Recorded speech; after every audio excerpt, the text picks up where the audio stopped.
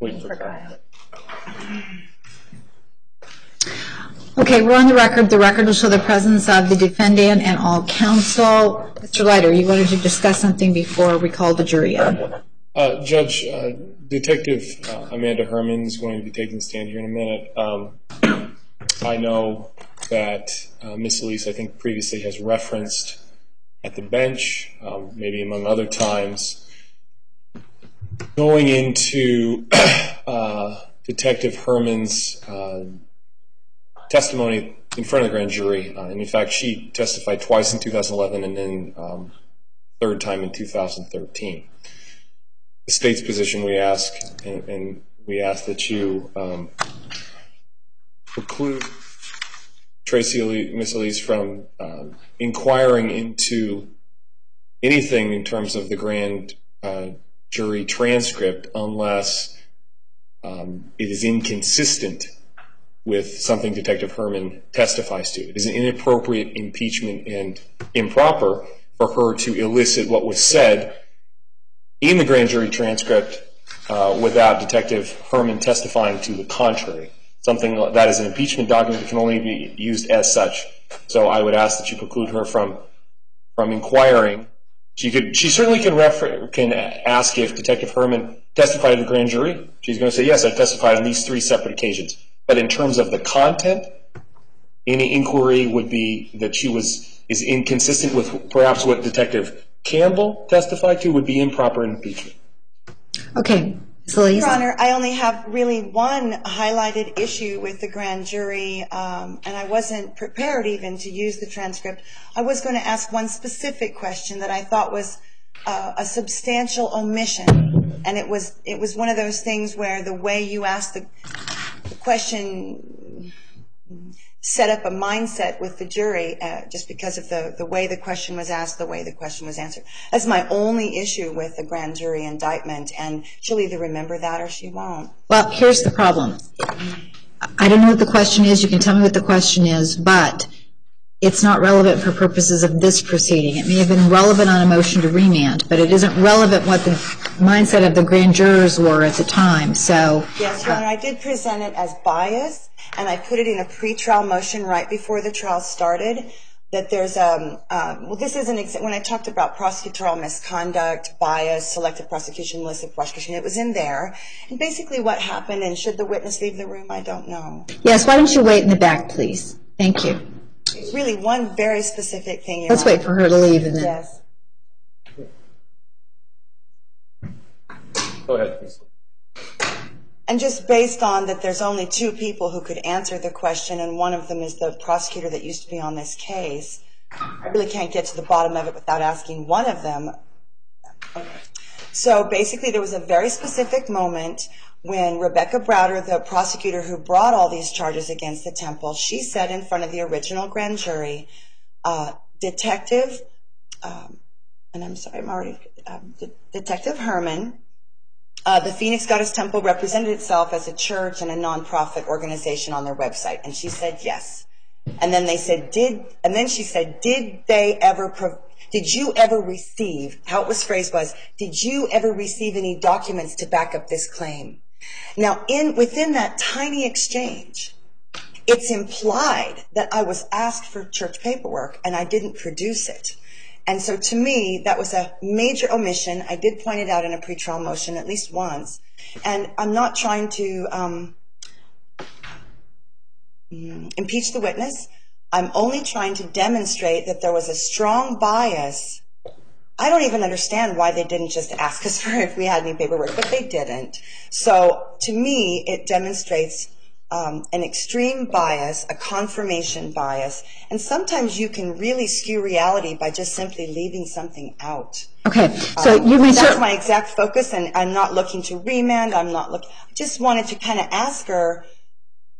You implied you didn't get the paperwork, but did you ask for any church paperwork? That's it, Your Honor. I don't need to go any further than that. Well, you may certainly inquire of her whether she asked for any, but whether her testimony before the grand jury, again, is not relevant. The state is objecting, I assume.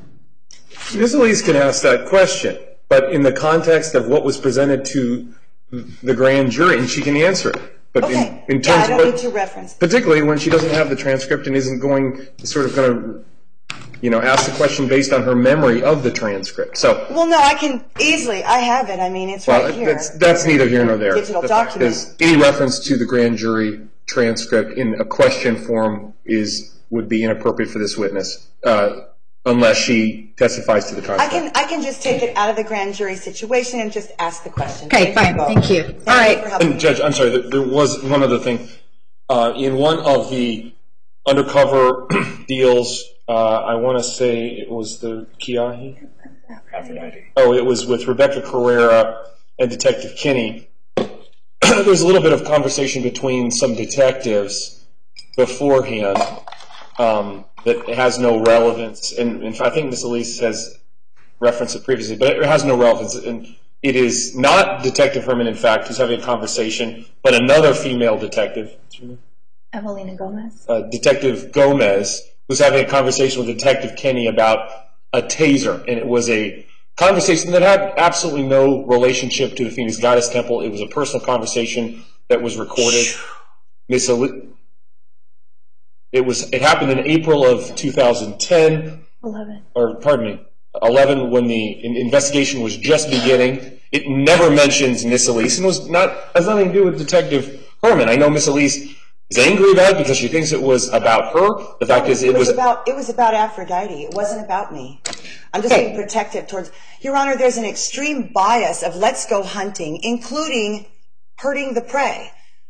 I can only take these transcripts, which were professionally prepared by Maricopa County staff, and go with what it says. And on that transcript of the undercover thing, it actually identifies the this detective, and the man going in is Detective Kenny, and he says, "Are you going to tase me?" And then she says, "I'd like to tase her." "No, I'd like to tase her." And Your Honor, we don't have to talk about that, I guess. But you know what? That's a pretty strong bias against anybody doing anything sacred. If you're going hunting for sport, if you think it would be fun to tase a scantily clad woman who thinks she's doing sacred work, that was just, when I read that, I was like, did that just happen? Did I just read that about my law enforcement officer that serves and protects, that she's joking about tasing the goddess woman? All right, so Mr. Leiter, you're saying that it was not this detective, it was another detective. It's another detective, and our offer of proof, Detective Campbell has in fact reviewed it. She has identified the voice as Detective Gomez. This was in April, long before anybody had even been identified. This conversation is a conversation that has Miss Elise is being quite presumptuous to think that these detectives who are doing a standard undercover deal are suddenly going to tase Aphrodite. It's ridiculous. I don't think she's going to do it. I thought she was joking about it, which is not the same thing. She's never mentioned. It just says, I'm going to tase her. In our offer of proof, as Detective Gomez and Detective Kinney have indicated, that conversation had nothing to do with this investigation. Okay. It was a separate conversation. Your Honor, they're saying something that's completely untrue, that's already been said in this courtroom, that Ms. Carrera was targeted because she was in the article. And they don't identify her, but then they also said Rebecca Carrera, Aphrodite, was targeted because she was featured in the New Times article. She was the first person that they hit up. Okay. And then there's another comment, Your Honor, which is also biased and disrespectful to our work, where he's exiting and he says, "Did you get a finger up the butthole?" Now, these two attitudes, Your Honor, as bookends on the undercover action, I believe serve to show an inherent attitude of disrespect, an inherent attitude of bias against who we are. And I'm willing to let this go and scrub those. I'm scrubbing 2 of the undercover wires. I'll just scrub this one and we'll talk about it next week. I'm very happy to do that. All right. Well, and if you want to call in a different witness, we could have a hearing outside the presence of the jury. I just want to go on record that these transcripts have a number of errors as to who is identified. They also have a signature line, and no one's signing any of them. There's a line at the bottom, Your Honor, where someone takes responsibility for the contents of the transcript, and none of them are signed. Judge, just so Ms. Elise understands, Ms. Elise wanted these transcripts. We went through the process of having someone in our office listen to them, create them. We have presented them to Ms. Elise. We've acknowledged there's some errors. That's why we're not stipulating to them unless there's an agreement. Where there's an agreement, like there was with the Detective Gilbreth, then No, and that was coerced and misleading. I'm sorry, Your Honor. Let's just table these things, and I'll come back with more preparation, and I'll ask Mr. Green to help me lay foundation as to how this can Okay. be for the jury. All right, we're ready. Thank you. Please stand for the jury. Want to go grab? Somebody go grab her.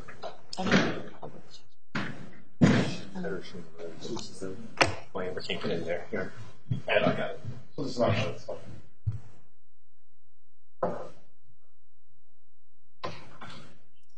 A snake too? First one. It's not a bad idea. It's on the recording. It's in that. Please be seated. The record will show the presence of the jury, the defendant, and all counsel. Good morning, ladies and gentlemen. Again, thank you for your patience with us. Ms. Elise, you may call the next witness. Thank you, Your Honor. Good morning, ladies and gentlemen of the jury, and good morning to everyone here in court. The defender calls Detective Amanda Herman to the stand. Detective, please come forward right up here to be sworn. Right here.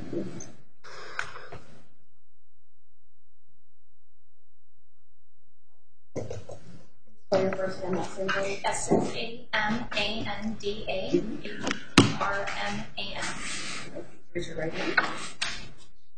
You solemnly swear the testimony you're about to give is the truth, the whole truth, and nothing but the truth, so help you God. I do. Right around here and have a seat, please.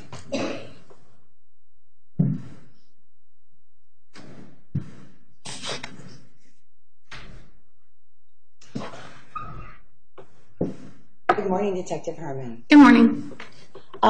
Before we get too much into anything specific, you just gave an oath to tell the truth. There's another oath that you take that has to do with the execution of your office as a City of Phoenix police detective. Can you tell me what your oath of office, what does that say?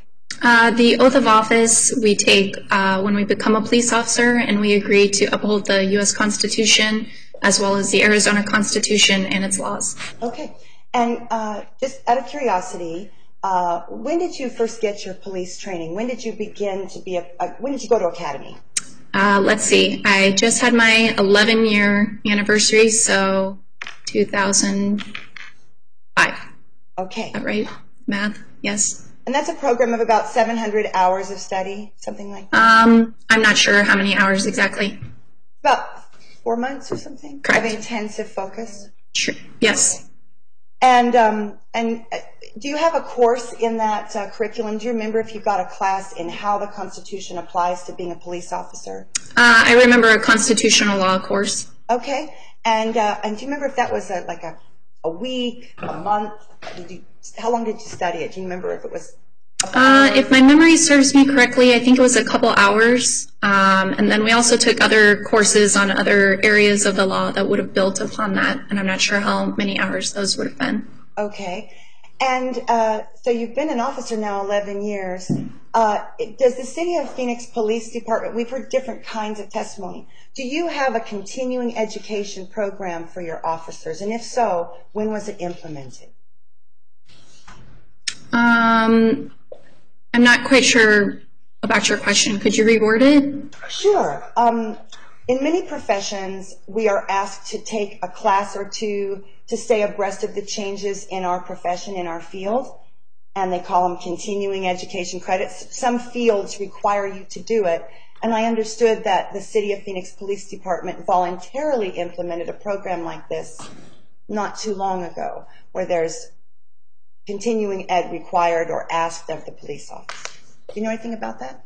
There's different aspects in the job we do that requires continuing education, such as different certifications that we have to renew and things like that. So there would be that I have taken. I couldn't speak, specifically to each area that is. Okay. Oh, that's fine. And so specifically, the Constitution seems so simple on the face, but there is a complexity when you go to apply it to the citizens, correct? Yes. There's some complexity. So when there's an area of complexity or like a gray area where the Constitution's saying people have freedom of religion, but then it looks like the church is breaking the law, how do you handle that gray area where it's not so black and white? Well, if I understand Is that your with a lawyer or? If I understand your question correctly, it's my job to uphold the law and make sure people are following the law, not necessarily, determine whether the Constitution is being upheld in the way a law was written. Okay. That answer your question? I'm sorry, I'm a little confused. Sure. I mean, but the Constitution is not a law. When you speak of the law, you're speaking of statutes, specific Correct. Procedures, That's right. rules of how things should be conducted. It's very Correct. specific. Yes. Statutes are specific, and the Constitution is sort of, in a way, it's kind of generic. Would you agree with that? Like, people have freedom of religion, and that's kind of a generic statement. It's broad. I guess if that's your opinion. Well, but that statement that that people have freedom of religion, that's taken by most citizens as a foundation of our existence as living in the United States, that we can express our religion freely.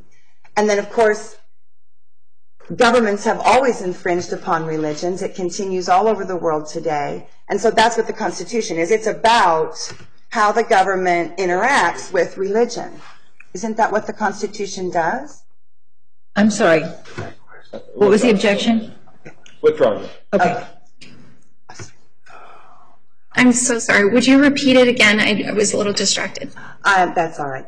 I'm going to just go ahead and ask this. So since you graduated from Academy, specifically on how you as a police officer apply constitutional issues when you're at your job, is the 2 hours the only training you've had specifically about the Constitution? Specifically, yes. Okay. And during the course of your career, have you ever had a chance, any reason, or to review the Arizona Constitution? Can you recall the last time you looked at the Arizona Constitution? Judge. Sustained. Okay.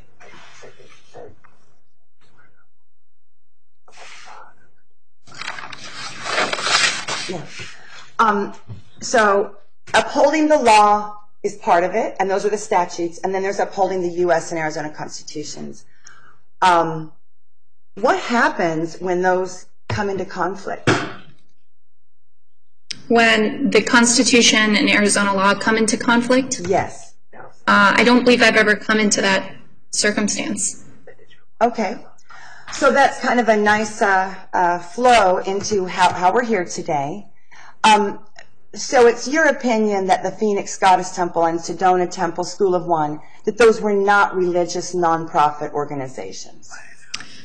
Based on the evidence that we found in the investigation and after talking to all the people involved, it seems more like a business than it would be a church. Okay, but you didn't talk to everybody. Isn't it Right. true that in the 6-month investigation you sent no one to talk to me? Isn't that true? That's true, but that's not common practice for an investigator to go speak to somebody that they believe might be breaking the law, as you would have the opportunity to destroy evidence or talk to other witnesses and change their testimony, so it's not common practice for us to do that. But isn't it possible for you to subpoena someone kind of without warning and have them gather their records and come down here and have a chat with you? You also have the power to hold like a hearing. You could have called people from the temple to show up and tell the truth. Didn't you have that option? Well, if I'm just in the beginning of an investigation and I haven't proven that a crime has occurred, I can ask people if they'll come talk with me, but I can't make them do anything. Right.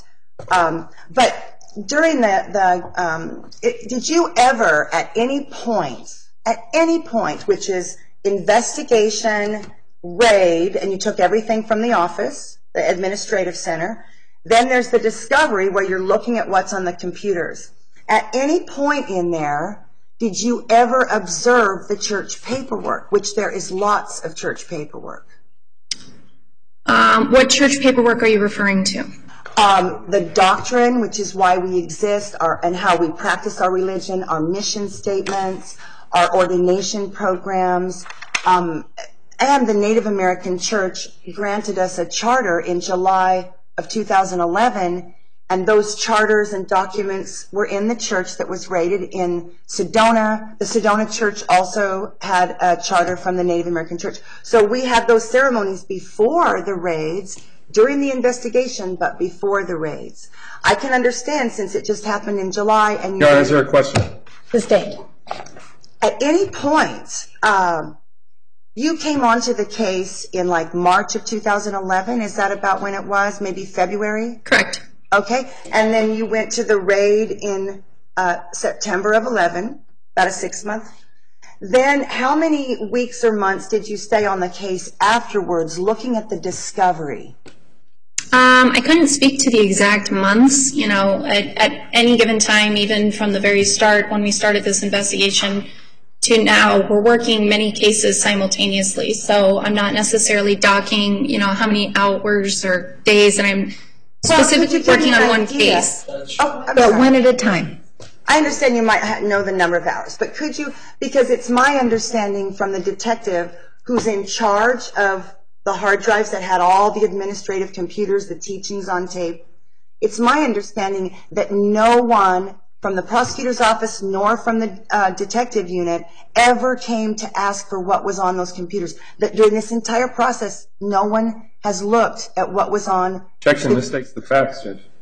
Did anyone assigned to this case look at the contents of the church's computers? Of the computers taken during the search warrant, yes. Yes, and who is the detective that did that? Detective Amber Campbell and myself did. Okay, so you would have, are you claiming in court today that you didn't see the relationship with the Ocklawaha Native American Church? Objection, relevance. Oh, Overruled. Ms. Elise, thank you. you may answer the question. So it's my understanding that you became involved in the Ocklawaha Native American Church in July. So we have been doing an investigation, you know, like you said, since February or March of 2011.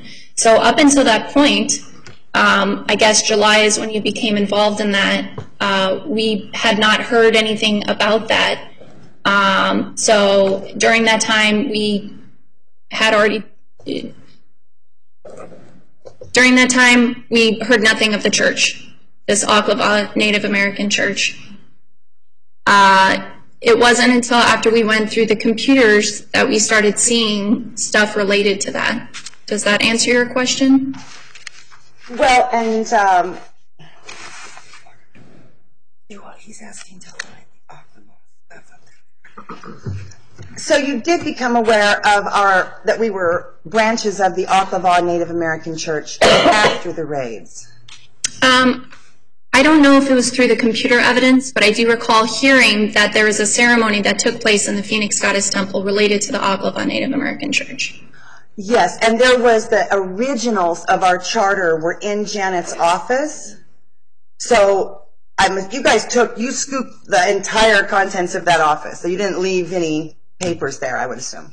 You took the entire administrative center? We took anything that we believed was evidence of the crime. Okay. So I wasn't there gathering it, so I don't have like a picture in my head of what it looked like after we left. Okay. Well, you're on the stand, not Detective Campbell. How much time do you think you spent looking at the contents of the church and school computers? All of the computers seized for evidence during the search warrants, it took a long time. Now, granted, as I had spoken to earlier, I worked many cases all at the same time, so I wasn't able to just focus on this case during that time period. So I know that it took several months to get through all of the computer evidence, but like I said, that wasn't, unfortunately, I wasn't able to only look at your case during that time. Sure. Well, I do remember then in October of 13 months after the original raid, the then prosecutor Anna Lori Van Wee said, Objection, gotten to the hearsay. computers? Sustained. Is it your understanding that the computers were not looked at until the fall of 12 or the spring of 13? Or when did you look at those computers? I don't remember. I know that there was also a lot of evidence, not computer related, taken during the search warrants that also needed to be viewed during, after the search warrant. But I don't remember when exactly we started looking at the computer evidence. Okay. But at some point you did come across some evidence of that the church might have church papers. I wouldn't necessarily say that. You're asking if I found anything, if the people looking at the computers found anything related to the Aqaba Native American Church, and yes. I just don't remember what exactly, it said. Were you there when our elder, James Flaming Eagle Mooney, came to the press conference the day after the raids and tried to present church papers to Mr. Montgomery? Were you there that day? I was not there. Was there anyone in the Phoenix Police Department that was there at the press conference where Mr. Montgomery threatened to arrest Mr. Mooney? Sustained.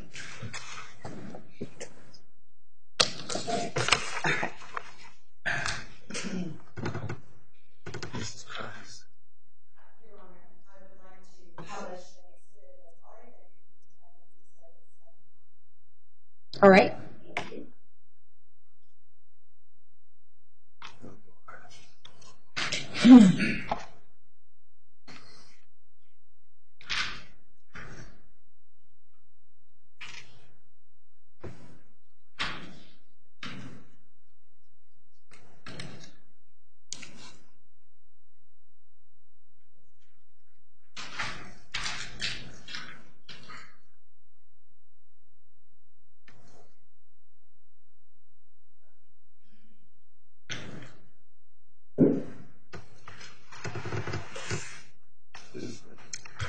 So I'm going to just go back because I kind of dove in there.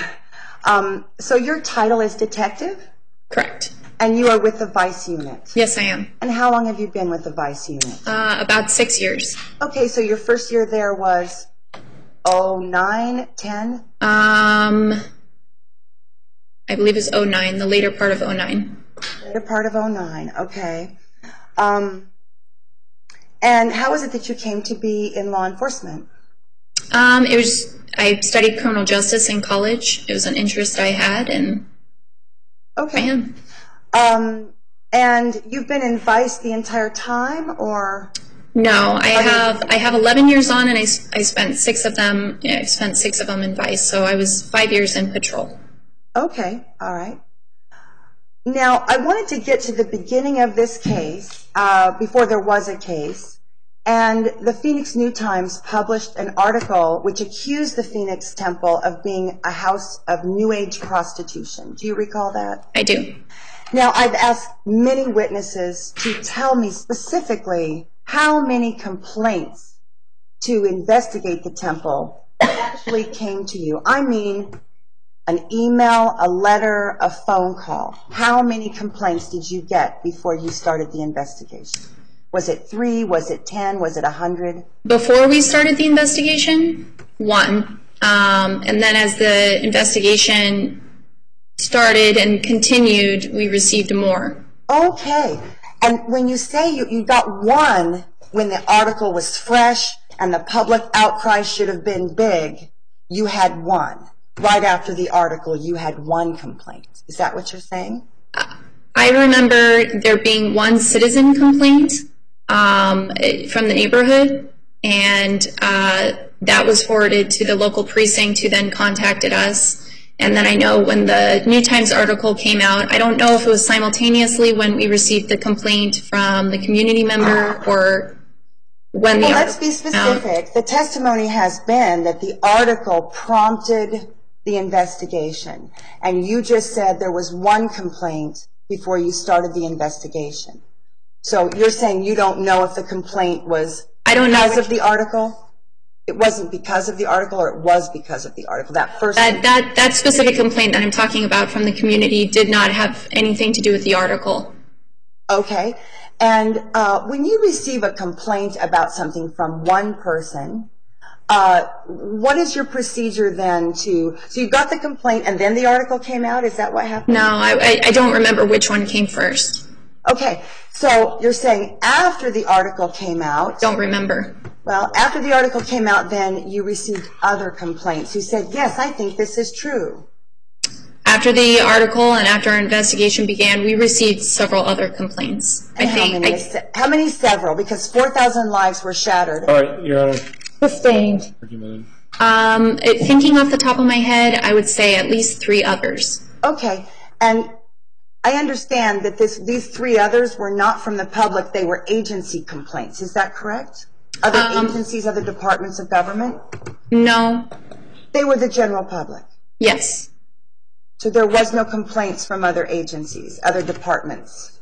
There were, I don't know that I would necessarily label another agency coming to us and saying, hey, have you looked at this or have you seen this as a complaint, so to speak? So maybe, you know, the way you're calling it is different than the way I would call it. Okay. But those 3 others that I'm referring to were not other agencies coming to us and saying, have you seen this article or have you looked into this? Okay. So now the article clearly labeled us a house of prostitution, and yet the website declared that we were doing spiritual full spectrum healing. So you agree that there was a little bit of a conflict between the article and what we said we were doing on our own website. I would say that's fair. You saw the article, did you read the article in full that prompted the complaints? Yes, I read the article. Did you ever, because the Phoenix Goddess Temple published a reaction, a response, a line-by-line response, and published it on our website in March of 2011, about 4 weeks after the article came out. We published a detailed response. Did you read the detailed response that was on the website from March on? I don't remember seeing it on your website. I do recall coming across it in the computer evidence. So let me ask this. You're in charge of investigating the Phoenix Goddess Temple, the Sedona Temple. Eventually, you did take down the Sedona Temple, and the schools. So tell me, there's many pages on the Phoenix Goddess Temple website. About how many of them did you read during the investigation, before and during the investigation? Did you read the entire thing? Did you just read some of it? I can only speak, obviously, on my behalf because I was working directly with Detective Campbell, but I used the website to figure out the different people that were associated with the Phoenix Goddess Temple, to see what practitioners were working that day, to look at practitioner biographies, that type of thing. I cannot say that I read every page of the website. Is it possible you missed our motive and intention when you didn't read the whole site? I would say that me, personally, since I'm saying that I didn't read everything on your website, I'm sure I missed a lot of things. Okay. Me, personally. Now, those of us that like to watch crime shows, we are taught that there are elements of a crime. So forgive me, I'm a Nancy Drew fan, whatever. Elements of a crime.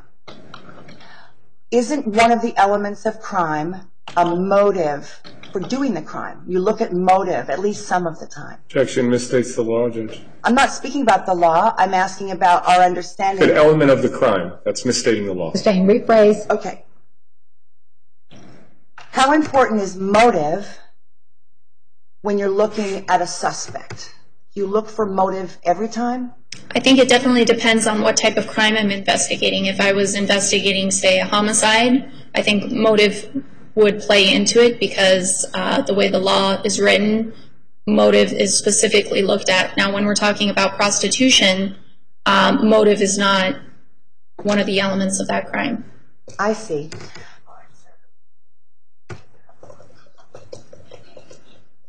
Well, but the Arizona statutes say that you can't convict someone without that they knowingly did the crime, that they had a mindset of a criminal, and yet the mindset of prostitution. Objection, misstates the law, Judge. Sustained. Okay. The Arizona statute does not provide anything about the mindset of a prostitute. It only describes an action of a prostitute. Would you agree? You've not been given the mindset of a prostitute to work with. When trying to prove whether a crime has been committed?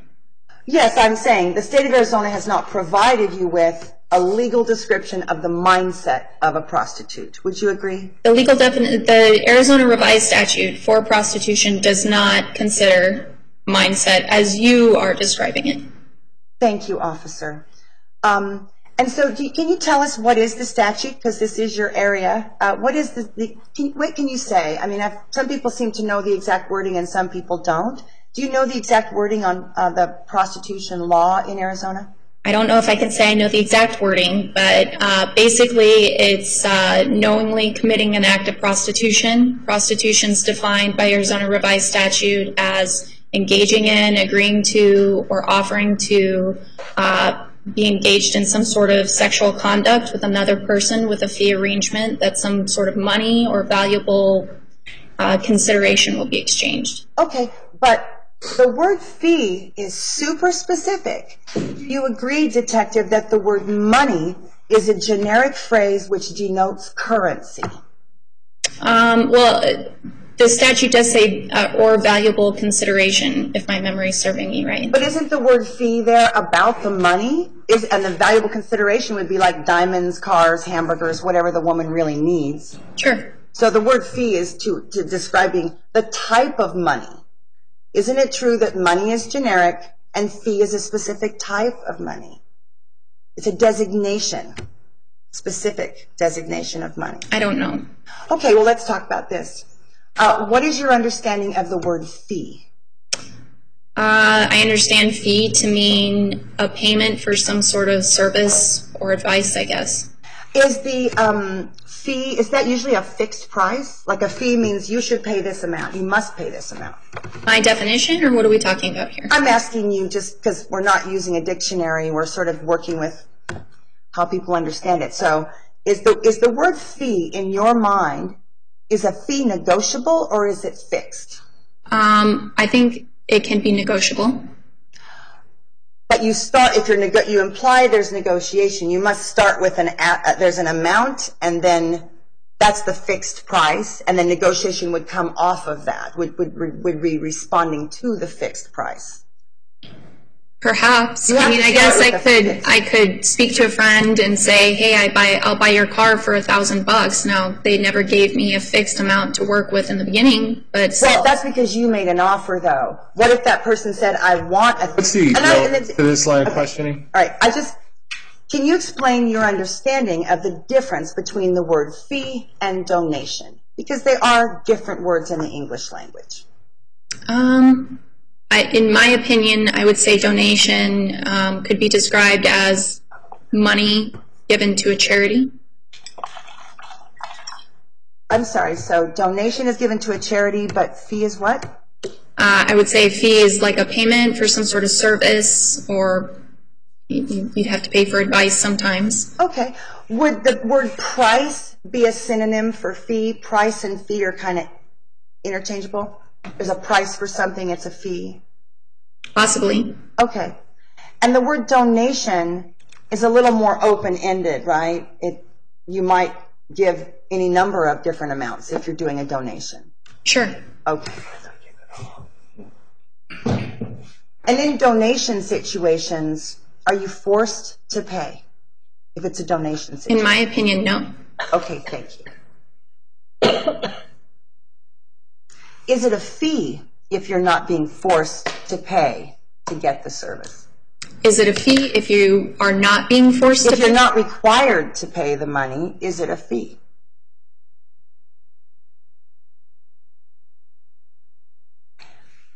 I'm not sure.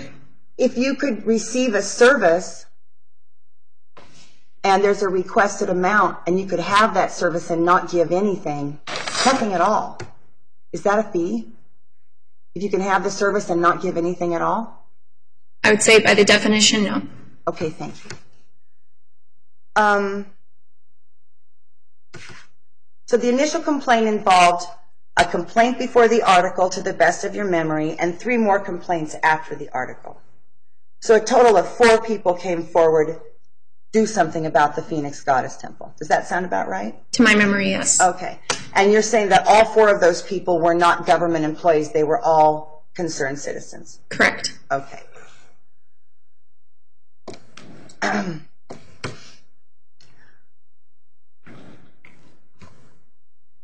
So, when you decided to visit Rebecca Carrera, she was the first undercover that happened. Is that right? She was the first person to be the target of a sting. I mean, to go in and see if she's being a prostitute. She was the first one. That was the first practitioner that I believe Detective Kenny went and saw. And she was chosen because she was in the article. I think she was chosen because she was in the article. Based on our research, it appeared as though she had been there a while. Okay. Now, it's my understanding when you target a massage parlor, you may not be targeting any specific woman. You're just going to go in and try to get a deal. Is that how that goes with just a generic massage parlor? I think it depends on the investigation. If it's something that we have knowledge about the different employees of the business, then we might go in and, see a specific person if we have, something that we're trying to accomplish by doing that. Okay. Now, you're an expert, and I think it's for the city of Phoenix and maybe even for bigger groups, you're an expert in human trafficking. Is that true? I don't know that I don't know who listed me as an expert in human trafficking, but I would say I have more knowledge on human trafficking than the average person. Okay, you were listed on the state's witness list in that way. And I think they do define expert as somebody that has more knowledge than an average person. Okay, thank you. And so, could you explain what is human trafficking as it relates to prostitution? We'll go ahead and set aside human trafficking for like farm labor, domestic labor, things like that. We know people get trafficked just for cheap help. But let's speak only about people who are trafficked for sex. What is that? Does that happen in Phoenix? Absolutely. Okay. Describe for us, please, what is human trafficking involving sex? What is human trafficking involving sex? When a person, through force, fraud, or coercion, exploits a person sexually, like through prostitution. Okay. So they're basically selling that person. And then if that person is underage, then the force, fraud, and coercion don't come into play. Right, of course. And so what percentage of the women that you've arrested over the years are victims of this kind of coercion? Like they really couldn't even escape. They had no choice. What percentage of the prostitutes are actually in this kind of situation?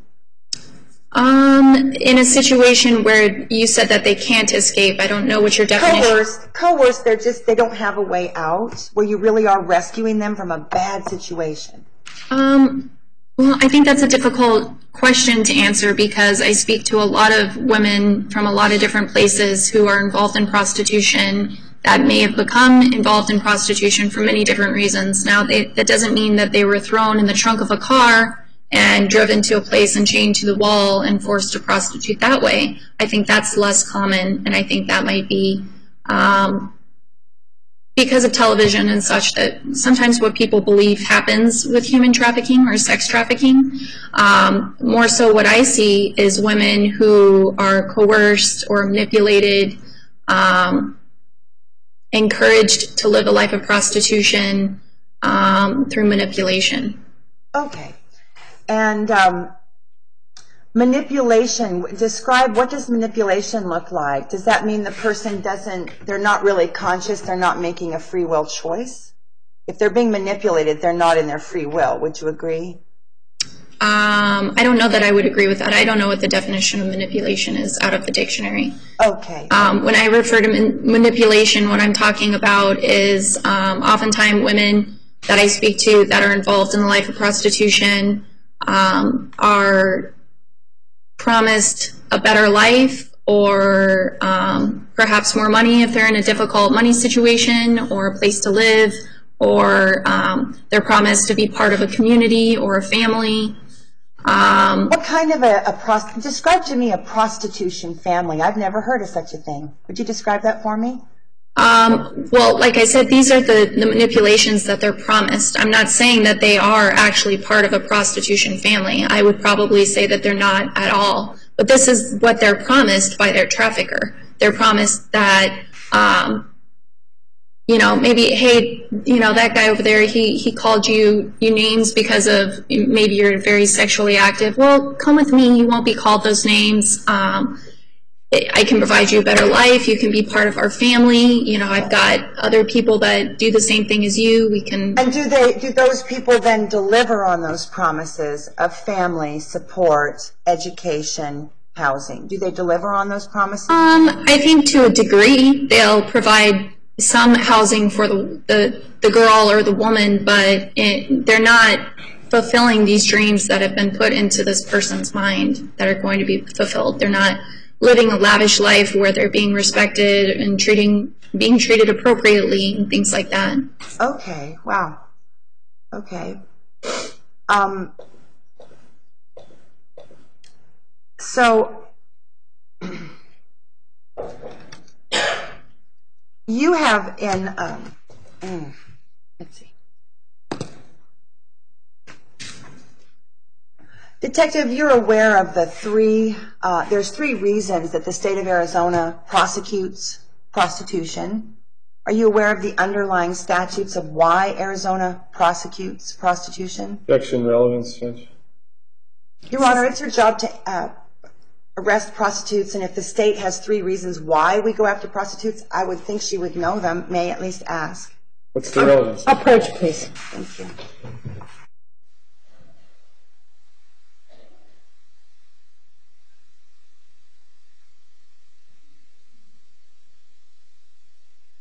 Okay, so why is this witness's knowledge of the reasons we pursue prostitution? There may be many others that she's not aware of. The legislature has considered. So why is her knowledge important? Because she enforces the law, and if she was aware of what our government, the state government, has described as, because this is about Lawrence versus Texas, and after that passed, no more laws could be on the books that were based on morality alone. And the Arizona legislature, in response, said, okay, here's what we think is bad as the state of Arizona about prostitution. We don't like that it could cause STDs, a spread of that. We don't like that it involves coercion, and it could involve cluster crimes. So I believe that she should know these, because that'd be like having a job and not knowing why you do it. No.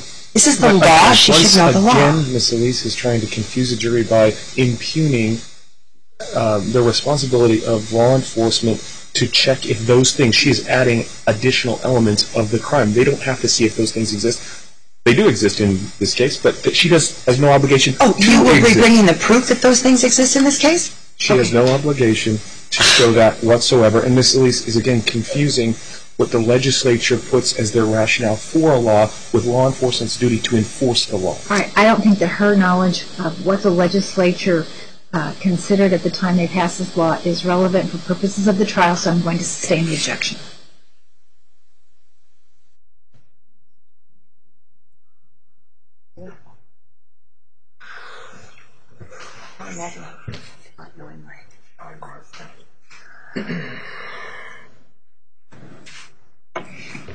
What are the really big harms of prostitution in society that you've seen?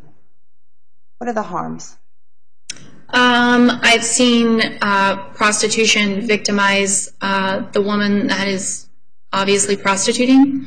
I think it not only victimizes her, it victimizes the sex buyer, and in the sense that perhaps his family's being victimized. Maybe he's bringing home an STD to his wife. I've seen prostitution turn into robbery because women who are being prostituted no longer want to sell their bodies and would rather rob the sex buyer as opposed to having sex with them. I've seen sex traffickers deal drugs. I know that I speak to a lot of women that are involved in the life of prostitution that are carrying STDs. I know I've seen sex traffickers become involved in homicides and aggravated assaults because they're fighting with one another over territory and that type of thing. Okay, so let's go back. So, it's your position that the woman who does sex work is always a victim, or have you ever met one that doesn't think she's a victim at all?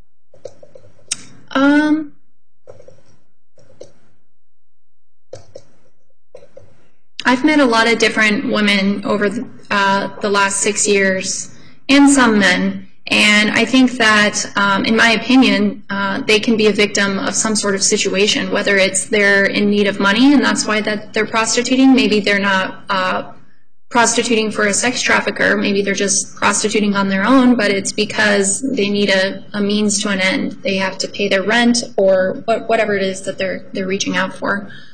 Have you ever met very many prostitutes that think they're trying to save the world through their actions, like make the world a better place through their actions?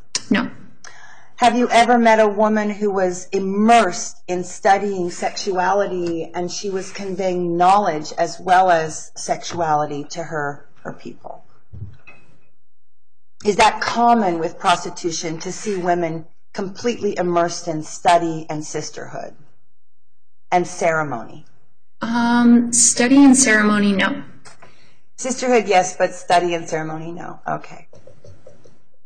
Do you have a definition of the word sacred that you use in your life?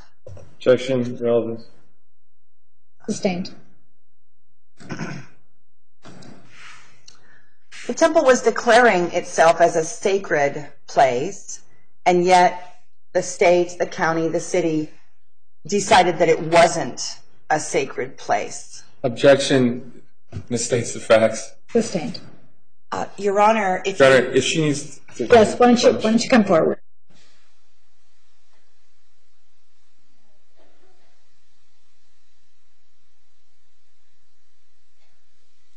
Your Honor, other witnesses have been allowed to answer the questions about what they think is sacred and not, and so I'm now trying to... That wasn't the question. What does she consider sacred? No, she went into another question. Right, but the question about what is sacred that was sustained, actually, other witnesses did get to answer that. Well, I think it depends on whether or not you previously asked a question that would require them to define what they mean by sacred. Okay. So you have not done that. Okay. So what she considered to be sacred wasn't relevant. Okay. Because it was no context for the story. All right, thank you. Question. My objection was on the question that she asked. Right. I objected. I think it had something to do with city officials or something to that effect. Is that what she just asked? Well, when the city officials decided that we weren't a church and what we were doing wasn't sacred, then it became prostitution, and then the full force of the government came against us. Well, because no one saw anything that we were doing as sacred. If they had seen the sacredness, they might have thought about the laws regarding churches and governments. That's all. I'm going to withdraw completely the question. all right. Let's move on then.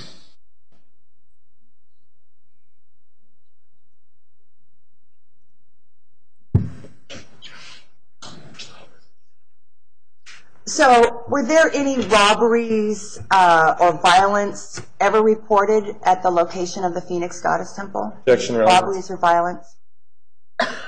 Was there any of that type of crime? Overruled. You may answer. Was there any type of violence at the Phoenix Goddess Temple that was reported to the police?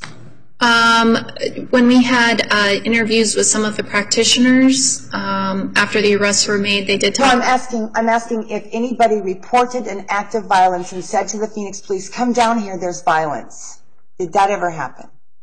No. Okay. And so, and did you, during the raid and the immediate fallout, did you find anyone dealing drugs? Did I find anybody dealing drugs? No, I know some people were in possession of drugs. There was one woman in possession of drugs that were actually her dog's pills. Right. Recall that? Testifying, leading. Sustained.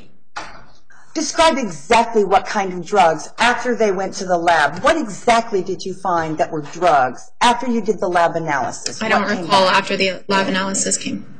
Pardon me? I don't remember.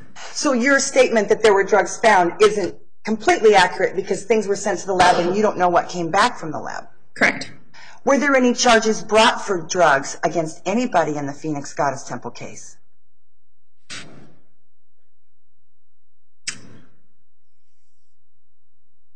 I believe there was on one of the practitioners, but I can't say for sure. I don't want to say something that's not true, so There was one person who was found with a clean, brand new glass pipe, and he was charged with paraphernalia. I do remember that. That's the thing you're thinking of?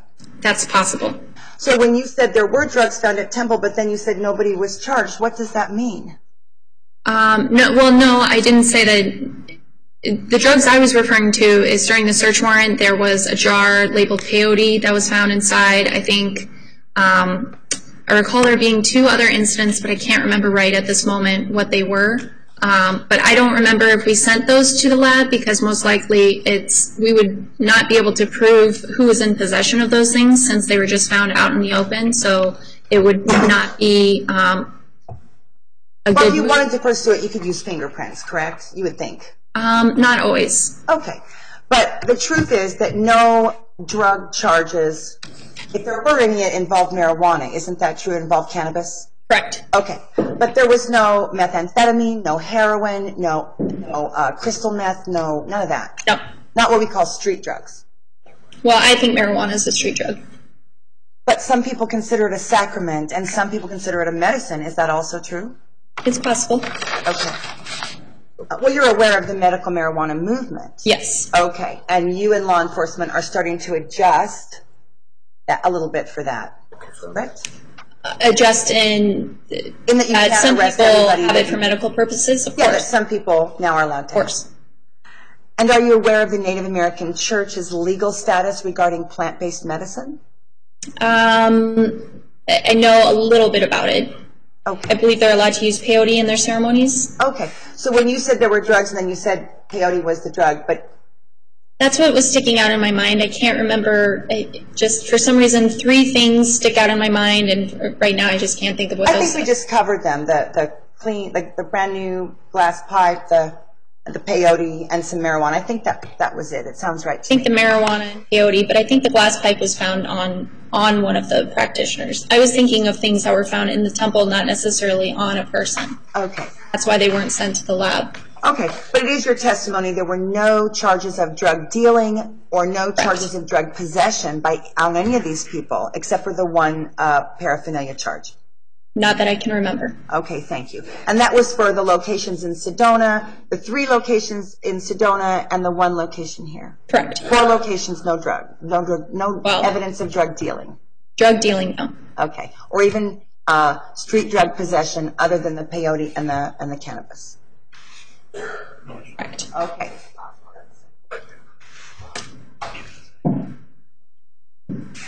We just. Is it possible that cannabis and peyote are a sacrament to some people, like a sacred connection to source? Is that possible? I think that's possible. Okay, thank you. So, we haven't had any actual reports of violence. We haven't had any actual accusations or charges of drug connection. Now let's talk about STDs as one of the things that concerns law enforcement with prostitution. It's my understanding, because I do the research, that people who sell sex for a living are actually really scrupulous. They don't want to catch something. They don't want to give something. So when you say that prostitution spreads STDs, are you speaking specifically about street prostitution? Isn't that where most of it occurs? In my experience, no, it's not just street prostitution. So how often are STDs a factor in your investigation? It's not. Are you asking a factor of whether a crime has occurred? Well, when you say that the spread of STDs is a harm of prostitution, let me ask you this. Everybody was forcibly tested. Is that true? Where our blood was taken, our DNA and all that? So was there any medical accusations of any kind at any time? Stating the facts completely, Judge. All right. Restate your question. Okay. To your knowledge, Detective, and you were the case agent, was there any complaints from the public or the practitioners or the seekers that they got an STD while at the Phoenix Goddess Temple? Not that I can remember. You would remember something like that, wouldn't you? It's a harm. You would give that harm to the prosecution? I think you're referring back to the question where Objection relevance to this whole line of questioning, Your Honor. All right. Sustained. You said another harm is that with street prostitution, they fight over territory. The women actually fight themselves. They get territorial about their... I don't think I specified that as street prostitution. I said prostitution in general or sex trafficking. Okay, that there's struggles over territory, where you work and that kind of thing? Sometimes where you work or who's working, who's perhaps being trafficked by who, that type of thing. Okay. This was a pretty big investigation. It ended up involving 4 locations. And how many officers went in on the day of the raids? There was how many officers total, including Sedona Police, Maricopa County Sheriff's Department? You worked with the Maricopa County Sheriff's Department to do this. It was an interagency Maricopa raid? County Sheriff's Office? No. Yavapai Sheriff's Office? Yeah, they assisted us for manpower purposes. Okay. And so how many police officers were activated that day to raid, arrest, close the 4 locations of the Arizona temples? I don't know. Was it 20, 30? I really couldn't say. I really don't know. Okay. But I was not in both places at once. I was only in the Phoenix location, so I couldn't speak. I have no idea what that looked like up there on that day. Okay. That wasn't your first time in the Phoenix location. You went to a class there, correct? Correct. Now, I recall that from things that I read that you were not able to stay and actually have the experience of the class because you might be asked to disrobe and therefore you couldn't go further with the class. Is that correct? I remember staying for the class and going through the massage portion of it. And I think there might have been some cuddling or something like that involved. Okay, okay.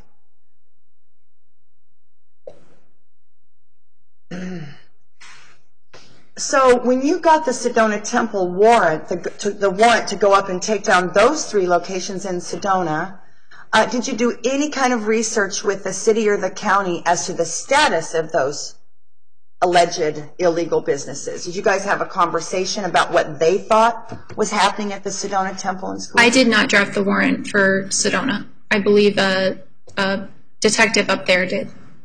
Okay. So there was no conversation about that the temple had been there, established as a temple since 2007, and even prior it was in existence. There was no discussion about the legal status of the temples in Sedona, was there? I'm sure there would have been discussion. Okay. I don't remember specifically what it was. Well, there were accusations that the reason that our temple in Phoenix was taken down was he hadn't filed with the Arizona Corporation Commission. However, the Sedona Temple and School did have a filing with the Arizona Commission for a nonprofit religious educational body, and that didn't make any difference, did it, Detective? Didn't stop. Did anybody even see it before the raids? Look it up. Make any difference that you weren't filed with the Arizona Corporation? No. But I'm saying I heard that oh goddess. What Miss Elise heard is not relevant. I understand that. I'm sorry. Okay. Okay. So at the very beginning, and you're about to start this investigation, and we're declaring ourselves a church and a school, and the other people are claiming that it's a house of prostitution. Then you decide we've got to go in and do some undercover work. What level of credibility was given to the information on the website? Because you didn't read it all, so... I didn't personally read it all. It didn't look like an escort website. Would you agree that at the home page did not look like an escort website? Let me start again. Don't escort websites usually just dive right in with sexy pictures of women on the front? Not necessarily. But they'll click away, isn't it true? I mean, the whole thing about internet is you've just got a minute to catch somebody's attention. Here's a question for you. You've been in this since 2009, and Backpage.com has been a factor in human trafficking and prostitution since 2009. There's even been lawsuits to close down Backpage because people feel it facilitates prostitution. Would you agree with that statement? I would. Okay. I've also heard, though, that law enforcement across the country has made a case that Backpage makes it easier for them to find trafficking victims because they just look at the ads and drill down to see people who are being coerced. Do you ever use Backpage to find victims of human trafficking? I use Backpage in my investigations. Okay. So Backpage does help you find sometimes victims of trafficking. If that victim of trafficking is advertising on Backpage, then yeah, that's my, my ability to get to that victim. Right. The victim wouldn't be placing the ad. That would be someone placing the ad for her because she's coerced, right? The victim's not usually placing her own ad. Sometimes she does, sometimes she doesn't. But if she's being forced to work, then she's also being forced to place the ad. So force, fraud, or coercion is listed in the human trafficking. Is that what you're referring to, or are you referring to? Right, I'm trying to get to you with this. One at a time, please. You're both speaking at once. We can only take down one person at a time. Next question. Okay. If a woman is being manipulated, coerced into doing sex acts for money, we would also presume that if she is placing an ad to sell her services, that's part of the manipulation and coercion. Yes. That would follow. Yes. That there might be a consequence if she doesn't place the ad. Yes. Like, what would be the consequence if a woman who's being coerced doesn't place the ad and then doesn't get the money? What would an example of a consequence be in a situation like that? I think through my experience, I've seen consequences of a woman who's being forced to prostitute and she's not able to make money. Say if she were to not place an ad, it could be physical abuse, emotional abuse, perhaps the abuse of somebody else that's close to her, threats, intimidation. Okay. So there would be a forced to work more. Okay. Taken off the schedule, would that be something that would be a punishment, taken off the schedule? I guess it would be a punishment if she had some sort of quota to make. Okay. If she had to make a certain amount of money by X amount of day, correct, being taken off the schedule would be a punishment because she couldn't achieve her goal. Correct. Okay. So throughout the investigation, in fact, who decided to name this undercover operation Operation Phoenix Goddess Temple? Who gave it that title? I don't remember who gave it that title. I think I don't remember who. Okay. But you agree that this entire investigation, which spans 2 counties, was called Operation Goddess Temple? I recall just referring to it as Phoenix Goddess Temple. Okay. That was the name of the business, so okay, it was just an easy reference. Sure. So it has 3 words. The word Phoenix. Phoenix is something other than a place. What's a phoenix? It can also be a bird. Yes. What kind of bird? I'm not sure. You're not sure. It's a bird that lives in beauty, dies in flames, and is reborn to give its gifts. Does that sound right? I don't know. You don't know the legend of the phoenix? I don't. Okay. I wish all Phoenicians knew the legend of the phoenix. Let's look at the word goddess. It has the word God in it. God, goddess, that's kind of a religious word. Would you agree that's kind of a religious word? It has the word God in it? I don't know that I would label it it does have the word God in it, but I don't know if just looking at it, point blank, I would assume that has religious ties. Okay, but does the word God has religion? Yes. Okay. So the ESS, which designates the feminine God, you're not so sure about that? I would just say if I were to see the word goddess on a sheet of paper, would I immediately think religion? I don't know that I would. Okay, that's fair. And then the word temple. Do you have a definition for the word temple? Just what is a temple? Place of worship. Okay. Most temples actually have practices in it. Like church is sitting and listening, and temples there's usually some active practices. Does that sound right? Or I don't know. Okay.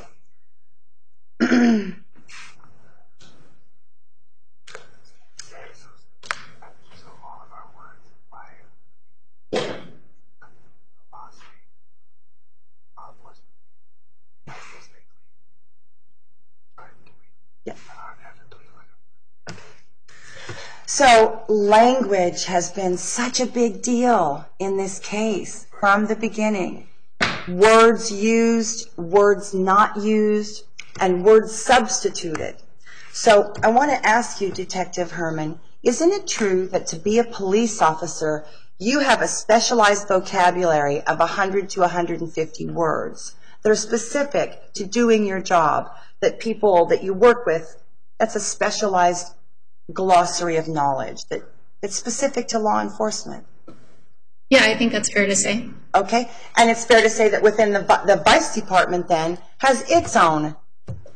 You're familiar with all the phrases that sell sex, correct? You kind of have to be. Correct. Right, so if someone says, let me ask you a couple questions. What is Russian? What is sex that's called Russian-style sex? Do you know? I don't know that that's come across my glossary yet. Okay, how about Greek? Greek refers to anal sex. What about Italian? I don't know. Don't know that one? Okay. What's a GFE? In my experience, I know it as a girlfriend experience. And is there more than one definition for that, or just, what does it mean? You know what it means in the sex world? It's my understanding in the sex world, it means that you will have an experience like you would have an experience with your own girlfriend. So oftentimes it will involve unprotected sex. Okay. So it's true that in the world of purchasing sex, there's quite a large vocabulary. What is the word full service? If someone calls you up and says, wow, you're hot, are you full service? What does that mean? What's he asking? It's my experience that would mean it will include sex. He's asking for intercourse, isn't he? Isn't that full service? Well, I can't speak for every sex buyer out there. Maybe different sex buyers have different definitions of full service. Just in my experience, I've understood it to mean sexual intercourse will be included. And the other thing, so isn't another underlying definition of full service that the lady will do whatever you ask for the time that you're together? Isn't that another way of looking at the word full service? She'll just do what you ask. I think it could be. Okay. And so full service then is referencing the woman will serve the man and do what he asks. Is that, it's not that the man's going to fully serve her. Would you agree? She's going to serve him. Well, I think it's assumed that she would be the one serving him if she's the one posting an advertisement or Right. he's calling her for a service. Right. Okay, yes. That- And then what about, it's assumed that she's going to serve him, that's full service. What about when he wants to serve her? He wants to go in, make her happy, listen to her wisdom, and leave money. He wants to serve her. Is that very common? Where a man wants to go in and give money to help, just literally like lift a woman up and do what she wants. Is that common? I just want to make sure I understand your question. Are you asking, is it common for a man to want to service a woman in the prostitution culture? Yes, in the prostitution trade, is it very common for a purchaser of sex to then go in and do exactly what the woman wants, only what the woman wants, let her entirely control everything, and then give her money? Is that very common? I've heard of that. You've heard of it, but it's not the common sex for sale scenario, is it? No. Okay. Would that be like less than 10% is like that, maybe 5%? You've only heard of it once in your career. How common is it, or uncommon? I've heard of it more than once. I couldn't give you a number. But isn't the sex for money machine driven by men who really just want to have a sexual fantasy fulfilled, and they're hoping someone will for some money? Isn't it really driven by the male fantasy of being received and getting what they really want as a sexual experience? That's why they go buy it, right? I don't know if it's, I'm not sure if it's driven by fantasy or what, but it's definitely driven by sex buyers wanting to buy some sort of sexual contact with another person. And the sexual contact is one they design in most of these scenarios. I would say typically. Kind of like porn. In most porn movies, the guy's sort of getting what he wants. I'm not sure. You're not sure? Okay.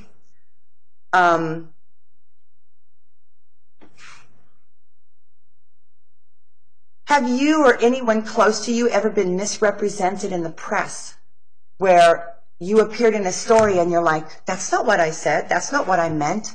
Has that ever happened to you, Detective? To me, no. Has it ever happened to anyone close to you? An officer that maybe was misrepresented in a story? Yes. Okay. What was the reaction of the officer when suddenly they're exposed with bad information to the public? What was the reaction? Did this happen to a friend of yours or a coworker? Right, there's multiple questions when it's the objection. I apologize. Was this a coworker that it happened to where they were harmed by false statements in the press? Objection relevance. Sustained. How much weight do you give a magazine or newspaper article? Do you treat it as facts? Do you treat it as a possibility? What do you do when you see something in the press? I treat it as a possibility. Okay. And so you have this article that's where we're being called New Age prostitutes by a woman who didn't actually experience any of the ceremonies and actually watched, you know, an incest healing, or abuse trauma ceremony. The reporter made it clear she did not experience any of the ceremonies, correct? Correct. So now you've got your prostitution statutes and this huge website that describes things like whole body healing, goddess guide me, magnetic tantra, Native American sacred sexuality. Like, we're not using the same words for sure. So there's a gap between what you normally see on Backpage, women selling sex straight up, you know, time, but it's really about just the sexual act. And then you've got this really elaborate story where people are being promised healing, energy rebalancing. So how did you look at all that and then decide to call it sexual conduct, which is very generic? Well, we weren't able to determine that there was a crime just based on the article. We had to conduct an investigation, and it was through the session work where we had undercover deals that we learned that there was prostitution going on. Okay, so when you target someone as a potential prostitute, then what you think you have probable cause. We think this person might be a prostitute, right? That's what makes you move in. You have probable cause. That doesn't mean that we might have prostitution. Probable cause means we do have prostitution. Oh, I see. Okay. So so when you went in to visit the people at the Phoenix Goddess Temple and did an undercover operation, in all three of these alleged prostitution deals, it is your officers who bring up sex and money. In all of these, it's the men who talk about the money. You agree that that's what these wires show, that the men bring up the money first. Correct, but they have to in order to give the practitioner the opportunity to say, no, that's not what's going on here. But what if the practitioner says yes to sex when it's properly done in a ritual, that the woman is actually deciding in each moment whether she will or she won't? Does that even make sense to you? I'm not sure I understand the question. Could you reword it, please? Sure.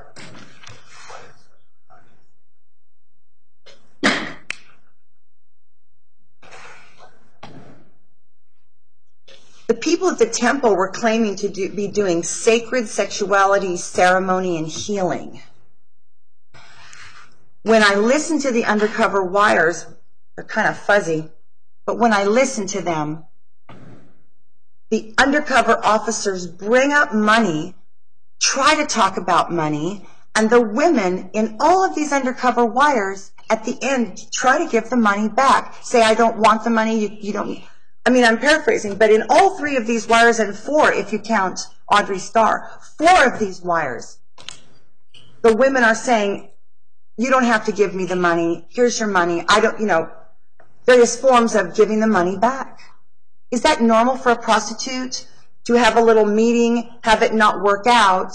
The man's trying to give her money and she says, no, leave with the money. I don't want your money. Please don't, it's okay. You don't have to give me money. Is that normal for prostitutes to like have somebody waste their time and then let them leave without giving money for their time?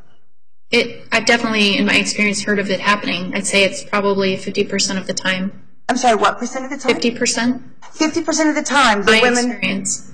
the prostitutes who've then scheduled an hour or an hour and a half, and the man comes, she's never met him, and then he takes up a lot of her time, and then he tries to give her money, and she says, that's okay, you don't have to give me money. Aren't prostitutes selling their time as well as the sex act? The definition of prostitution is the sex act or conduct in exchange for the money or... Wait. The word is fee, though, Detective. Don't scooch over that. Isn't But the the statute fee arrangement in exchange for money or some sort of valuable consideration. No. The statute says fee, and when you throw around the generic money, Temple gets lost.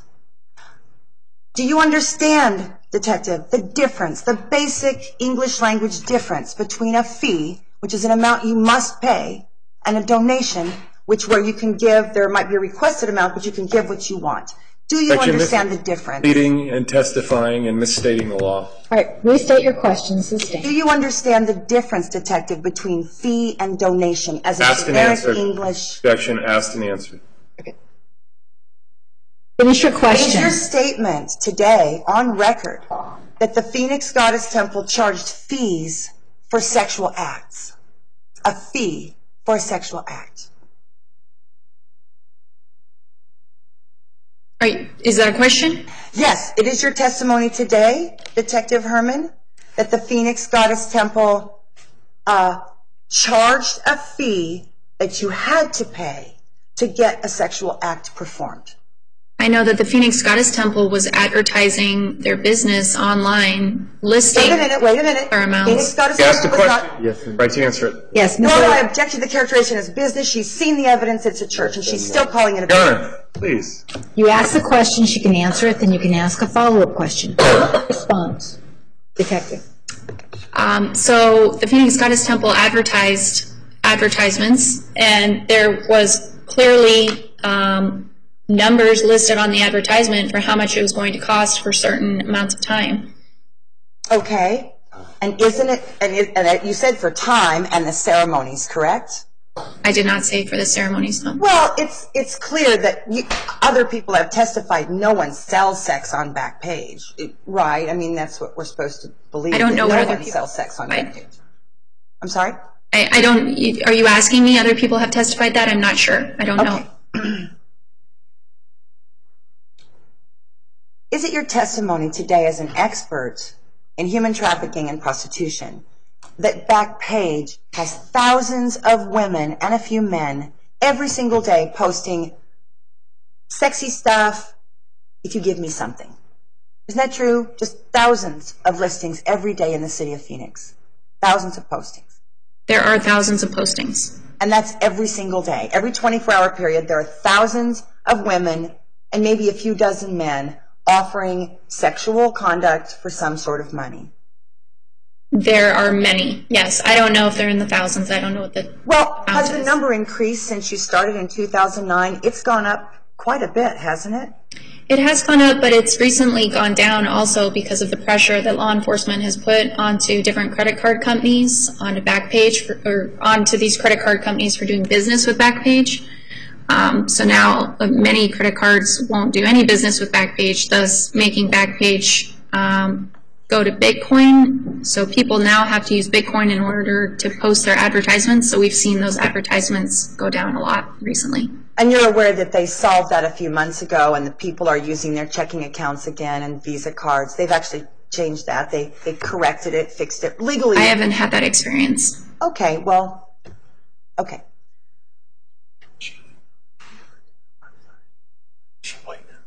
Was it your understanding that when the lawsuit against Backpage.com failed in 2012 and 2013, because there was a big lawsuit to take them down, were you aware of that big lawsuit against Backpage? I don't remember it. Okay. So you use Backpage every day, but you're not aware that they were brought up hey, you're promoting prostitution and human trafficking. You weren't aware of that big lawsuit that emanated out of the Village Voice, New York? I typically don't watch local or national news. Okay.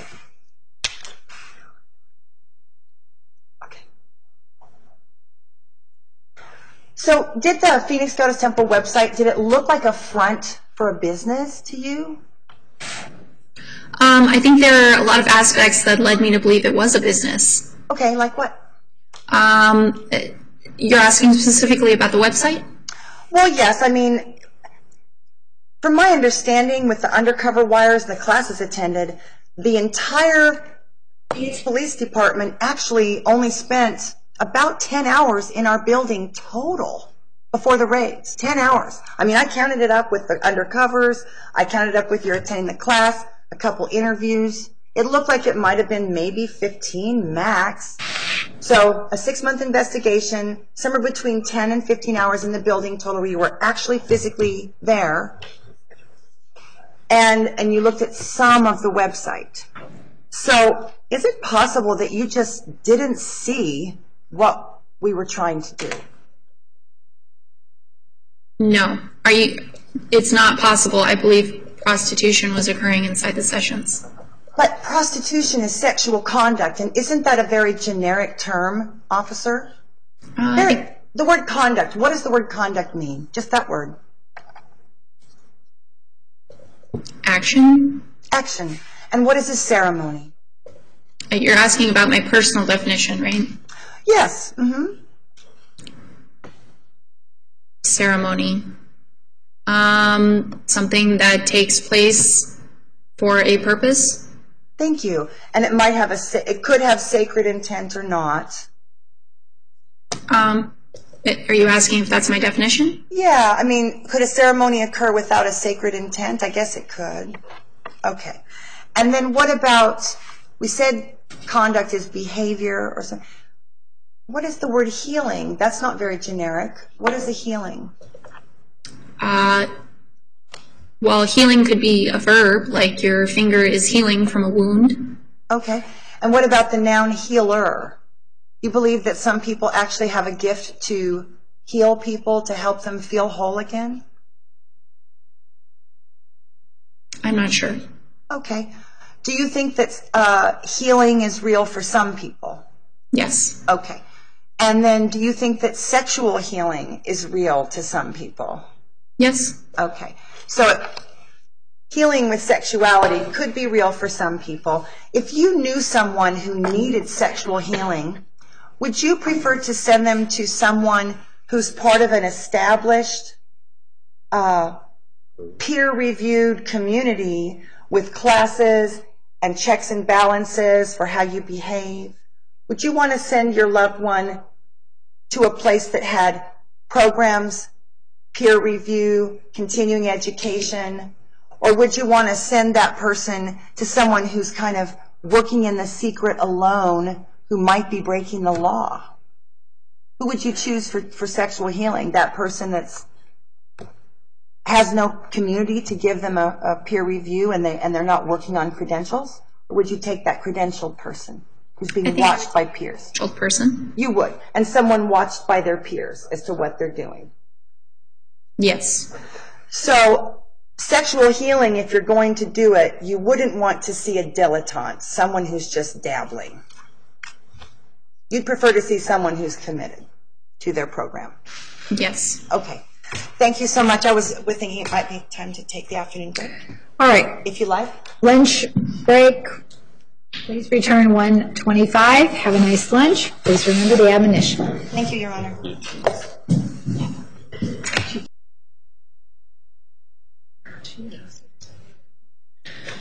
Please be seated. The record will show the presence of the jury, the defendant, and counsel. Ms. Alicia may continue with direct examination. Thank you, Your Honor. Good afternoon again, Detective. Hello. So this whole case really rests on the accusation that a prostitution deal occurred at least 3 times. You did it 3 times in the building. In each of those cases, the women offered to give the money back And in a couple of cases, in my case, I was astonished that he was giving the money and tried to get him to put it away. And then I said, you don't need to give me anything. And Darlene Whelan Keahi, I just reviewed the underwire, and the second to the last thing she said was, you don't need to leave me any money. And Audrey Starr in her home tried to give the money back, they actually gave the money back. And so I'm trying to understand how, because in my understanding, prostitutes work for time and money. So if we were prostitutes, why didn't we keep the money? What's your explanation of why we didn't keep the money? Objection. Calls for speculation. What's in their mind? Sustained.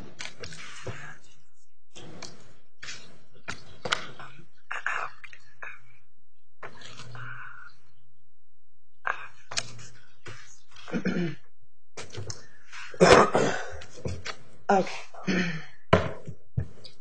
So all of the back page ads, or at least most of them, did have a link to the Phoenix Goddess Temple website. Would you agree?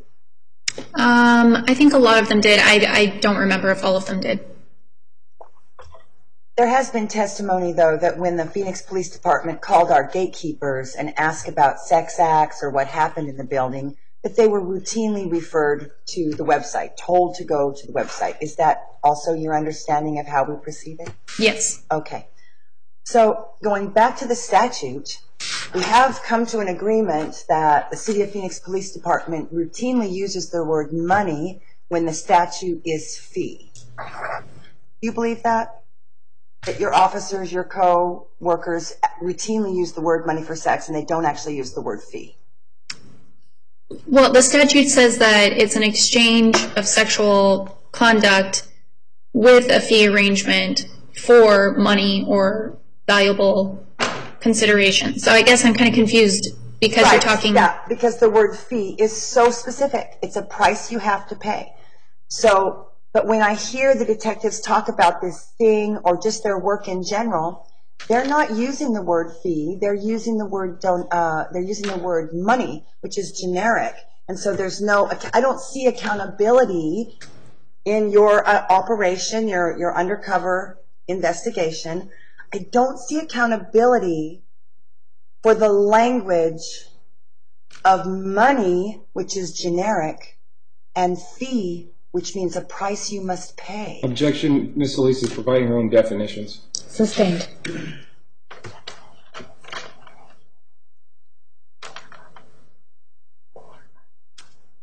In your mind, is fee and money the same thing?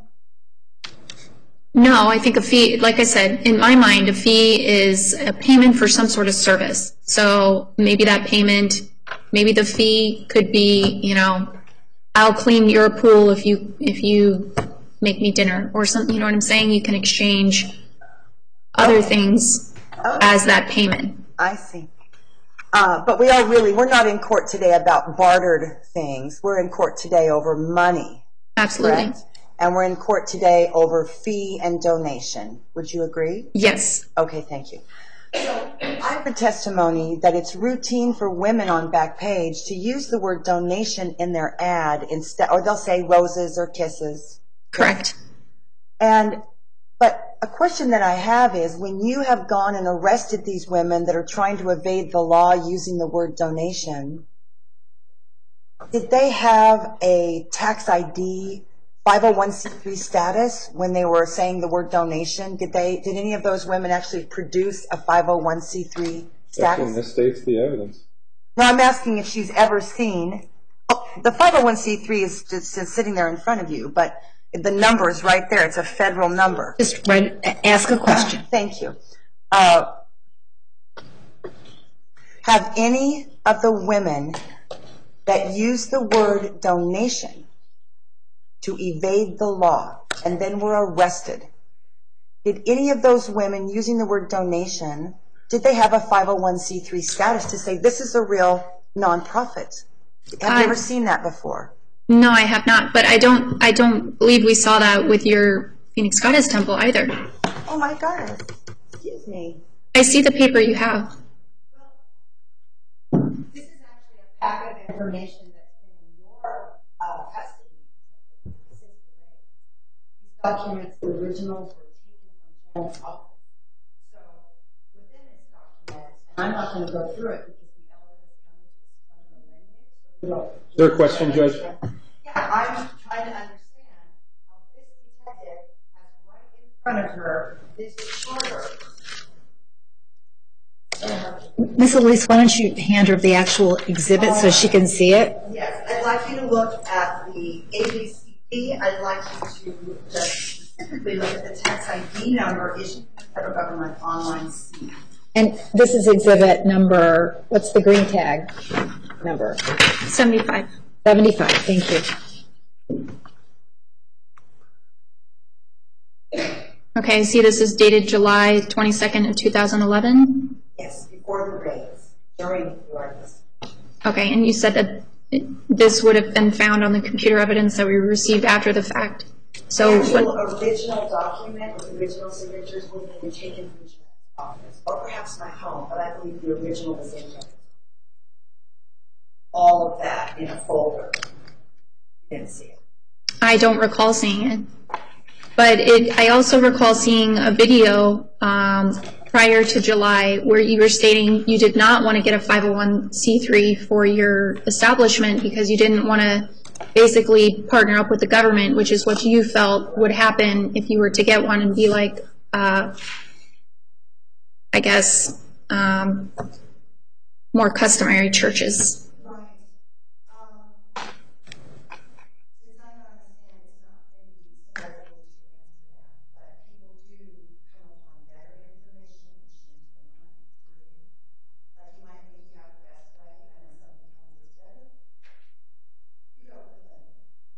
Sure.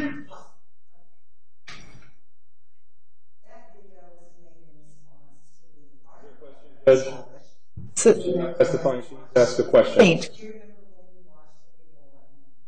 I don't remember. I don't remember. I recall the video, it being before July. Okay. I wanted to ask you, what is the term exculpatory evidence? Everyone in law enforcement knows the phrase exculpatory evidence. What is that, Detective? The way I would define it is evidence that would prove that you are not guilty or that a defendant is not guilty of a crime that's charged. And so what do you do when you've targeted a person or an organization and you're deep into it? And then you come across something like a 501c3 church documentation. What happens with exculpatory evidence? Evidence that sort of contradicts what the investigation is saying and doing. It would definitely be taken into consideration for the totality of the circumstance. Thank you.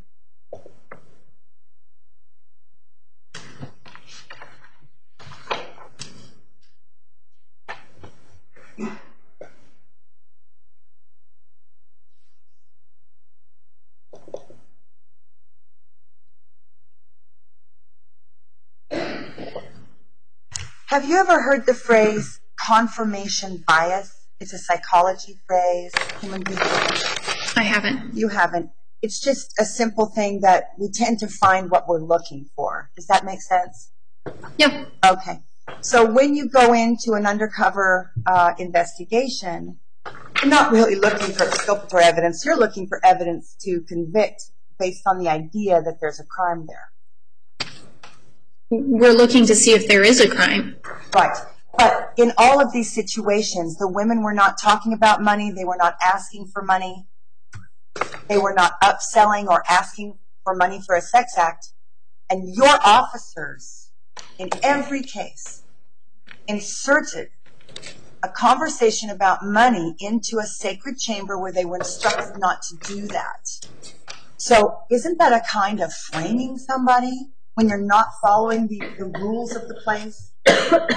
Well, if we're investigating a tip or a place that someone is alleging prostitution is occurring, they're going to determine whether prostitution is occurring. So they're going to ask those questions to determine yes or no it's occurring. And they had every opportunity to say no, you know.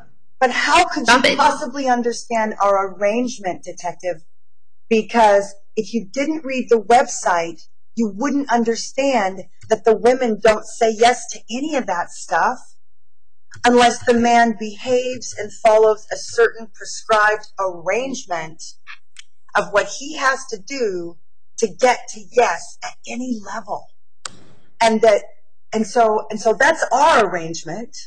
We don't actually agree to sex outside the moment or touching you outside the moment or anything. That's our belief system and our arrangement. And yet you guys come in with this, if I can get her to say this and I can get her to say that, then she's a prostitute. Isn't that kind of a simplification? So the question is that a simplification? The question is, did you perhaps oversimplify what the temple's arrangement was with its seekers? I don't think so. Did your people, they had to fill out a seeker form, a member orientation form, to get in and have an appointment, correct? Correct. And on that form, it talks about this is not sexual gratification, correct? I believe so. And it also talks about this is not massage therapy. I believe so. And the state has contended that that's us trying to evade the law. Is it possible that we want people to know we're not doing those things? Is that also possible, that we just meant it, that we don't do that and we don't do that? I think it's definitely a possibility. Okay, thank you. So this legal statute that I'm being prosecuted and persecuted under,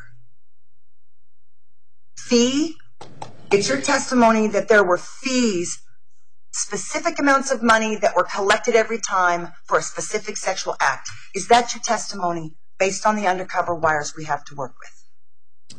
My testimony is in the undercover deals that took place, there is an agreement to exchange sexual conduct in exchange for that money that was already discussed between the gatekeeper and the undercover detective. Right, but the gatekeepers say there's no guarantee, and they mean it. Your co-case agent testified twice in this courtroom recently that when she acts as a decoy and the man on the other end says, is this full service? Will I get a release? Whatever. That if she said, maybe you will, maybe you won't, why don't you come in and we'll find out, that if she was vague and said this, maybe I will, maybe I won't, your co-case agent said, no, the guys wouldn't come in if I said that. And yet that's our script at the temple. No guarantees. So what I'm seeing, detective, and I need your help to understand, you guys routinely work with people who will actually have sex with you if you give them money. Is that your statement about it? Like when you go to arrest a prostitute, you're going to give her or him money and they are ready to have a sex act with you in the next minute. Is that sort of it? Some sort of sexual contact. Okay. That doesn't actually occur. Right. But the arrangement is that person, that prostitute, they're agreeing to do the sex for the money with no other part of an arrangement. Like in temple, part of the arrangement of us saying yes is that person has to behave and they have to move through a series. Sustained. Is it possible that your detectives assumed something and missed temple arrangements that have to do with how we do and don't proceed with sexual anything? Could they have missed our part of the arrangement? I don't believe so. So you actually understand how a tantric practitioner, an energy practitioner, gets to the place where they're willing to be energetically entwined with another being. You actually are saying you understand that and you guys met that arrangement? No. And you think that by offering money that's all that would have to happen to have somebody in temple give you sex? You think that money is the only part of the arrangement? Just that, the request, the money, and the sex happens. I know in the undercover deals that occurred inside the temple, it was clear what would occur. It wasn't. Right. But if the woman didn't these say maybe. Hold on, one at a time, please. Yeah. Did you listen to the wiretaps of the alleged undercover deals? Did you listen to them completely all the way through? Yes, I have at some point. And it's your testimony that this was sex for sale. That's your testimony. My testimony that prostitution acts were agreed to. Okay, and so you have to, because you're saying that, you're also testifying that fees were being charged. Just like that, the word fee being charged. That is your testimony. Fees were being charged. I guess I'm just having a hard time understanding what you're trying. I just want to break it down to the law that I'm going to go to prison for if I'm found guilty of breaking. So? Sustained. So, fee, we agreed, is a fixed amount. We did agree that a fee is a fixed amount you have to pay. No, I told you that my definition of fee was some sort of payment for a service or advice. Okay, but it's not a fee. You also agreed that it's not a fee if you can give the amount you really want to give. That if you can have the service and give more or less or nothing, that's not a fee, is it, Detective? If you can give more, less, or nothing? Is there an objection to that question? No. Okay, you may answer. Can you repeat it, please? Yes. Is it a fee, Detective Herman, if the person can give more, the requested amount, less than the requested amount, or even nothing? Is that a fee? I believe that it could be less. What about nothing?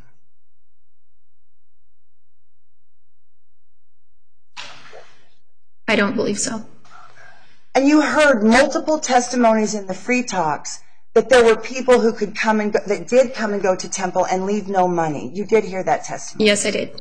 Okay, and so for you, these are strangers who came and received healing and left without giving a donation or an offering.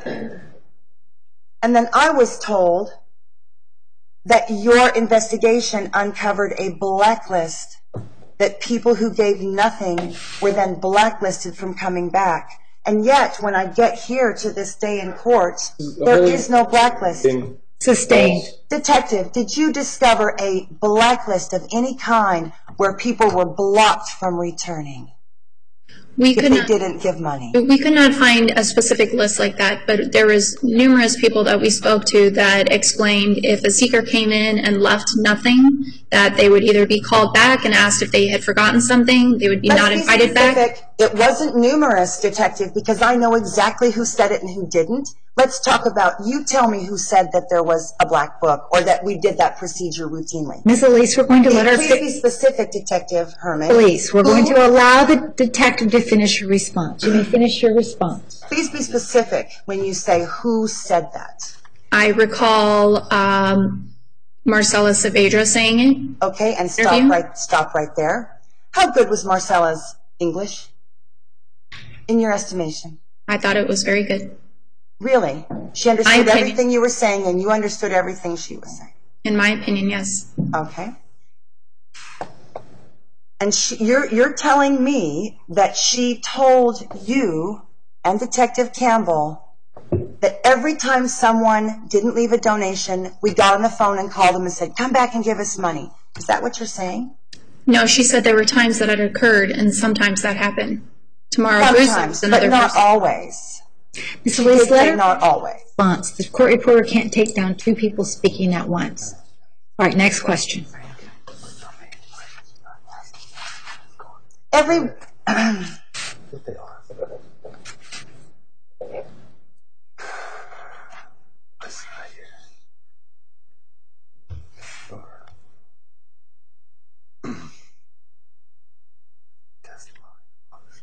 Did any of the women in their free talks tell you that it was quite possible to go back after giving a healing and find no money? Yes. Many women told you that that had actually happened. Yes. Many women told you that that was a condition of working at the temple, that that might happen and you had to accept it. Yes. Thank you.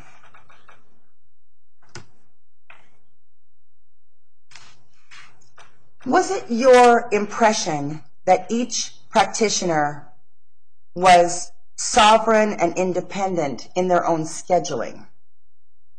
No.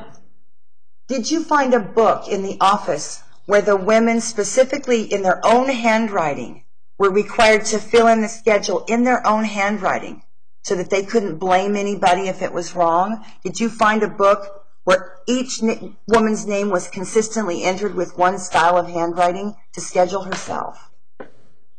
I remember finding a book. I don't recall seeing different handwriting, but it's possible. Okay. Did anyone ever tell you when they were working at Temple that they were required to come to work if they didn't want to? No, but they told us that they were required to put down at least 4 to 6 shifts. If they wanted to have a reserve, there was more than one status. Do you recall that if you committed to a minimum number of shifts, then you could be assigned to your favorite room and no one could bump you, and that was the advantage? No. It wasn't a financial advantage to the women. It meant they got to be in the room of their choice. Did you hear that conversation? I don't remember that.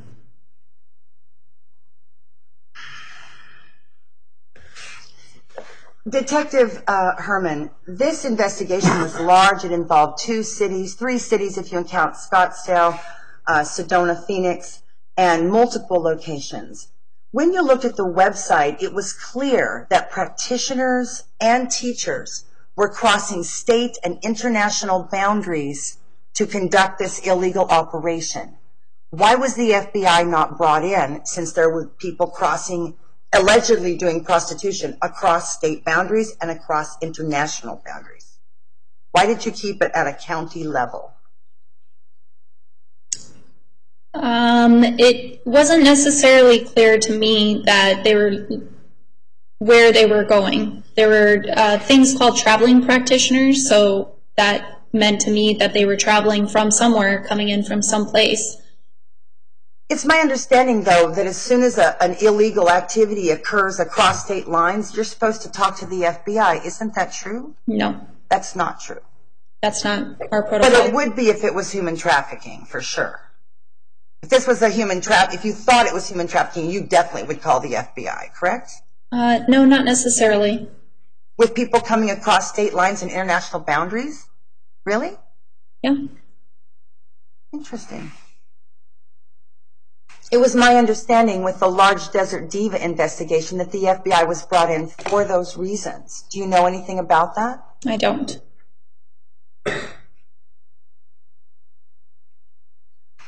So during the 6 months, you were involved actively for 6 months in the undercover investigation.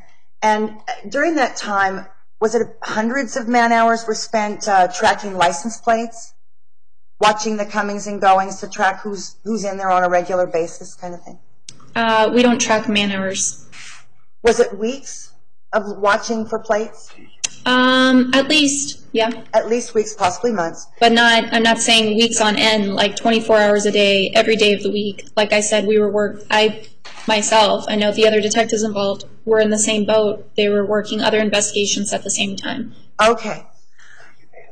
And on some cases, you get paid overtime because you have to complete something by a deadline, or is that just some of the time? Or if there's something that you have to complete that requires you to stay longer than what you're scheduled to work, then overtime would be paid. Was there any overtime in the Phoenix Goddess Temple case? Probably, but I don't know for sure. Okay. It was really curious to me that the city and the county announced within 24 hours of the raid that none of the men frequenting the temple would be charged. Like there was a big statement. All right. Isn't it true that your unit decided not to pursue any arrests of any of the men, and you announced it to the world? We did not arrest any of the men, but I don't know about announcing it to the world. I had no part in that.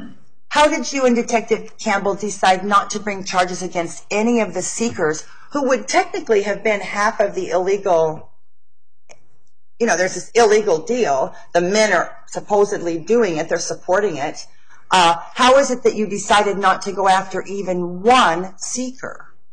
Well, we did make several attempts to reach out to the seekers that we could identify, but because the temple had them list a name that necessarily wasn't theirs, it was very difficult to go back and try to identify them. Yes, but I would say there was a large number of people who used their real name and gave their real phone number. Did you call any of those people? No.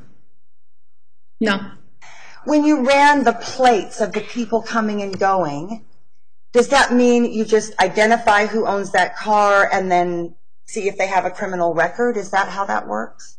The purpose of running the plates was to try to identify the employees inside of the temple. So we would run the plate, look at the picture on the registered owner on the motor vehicle department list, and see if that matched any of the persons listed as practitioners or other affiliates. Were you getting the plates of the men and running their information as well, or not the men coming and going? We would have been. Okay. Did you come across the names of any famous athletic sports stars or politicians or well-known city officials when you were running that information? Not that I'm aware of.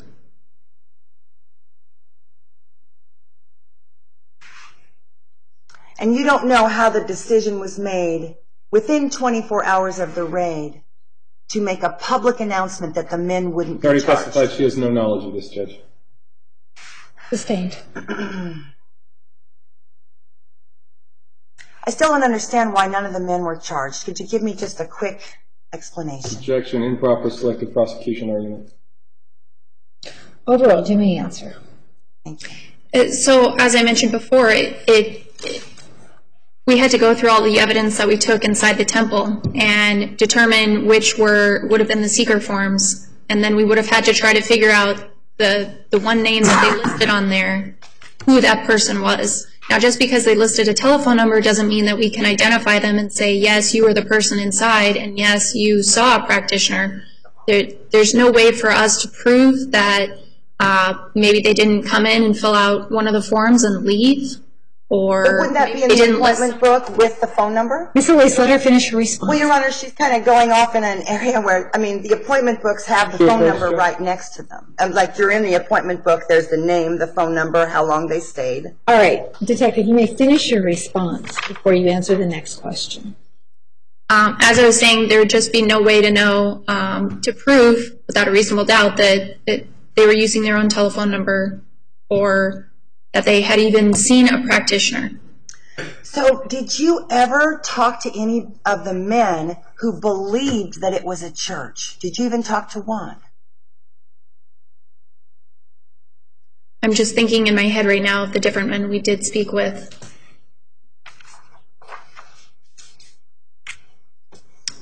Of the men that I spoke with for this investigation, I can't think of one that specifically said this is a church. But did you ask them, did you come here to learn? Did you come here to heal? Or did you come at them with, I'm accusing you of being a John? Would have you been coming, you would have been saying, never mind, you just chose not to prosecute the men. Let's leave it at that. That's a correct statement. You chose not to prosecute. You could have, but you chose not to. Is that a question? Yes, I'm asking you. You could have charged the men, and you and Detective Campbell chose not to charge any of the men. That's a correct statement? I don't know that we could have. I testified to why we didn't. And so you bring down a community of 4,000 and all the women, and you let all the men who supplied the money go. You didn't need to, like, draw in the other half of the equation. Why is that? Why was getting the other half of that financial equation not important? You had time. You had 6 months. Why didn't you frame some of the men and get them involved in here? Please, argumentative. Approach, please.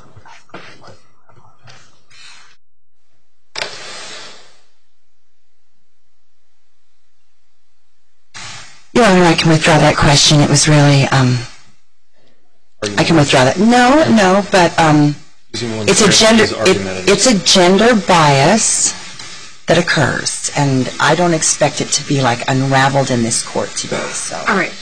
Your Honor, Ms. Elise, I understand that for the majority of this trial, Ms. Elise has been in asking cross-examination type questions where she can leave. Yes. It is, and we've given her an inordinate amount of leeway. I just would ask that you instruct Ms. Elise to ask a question, not a leading question, not a 3-part question, but a simple question as is required by the rules, and then allow the witness to answer that question. That's what that is. Am I supposed to be asking yes and no questions? No. No, but the direct examination portion is non-leading questions. You can lead in cross-examination, but not in direct examination. I just asked. If you have questions about that, you can speak to Mr. Green. Thank you.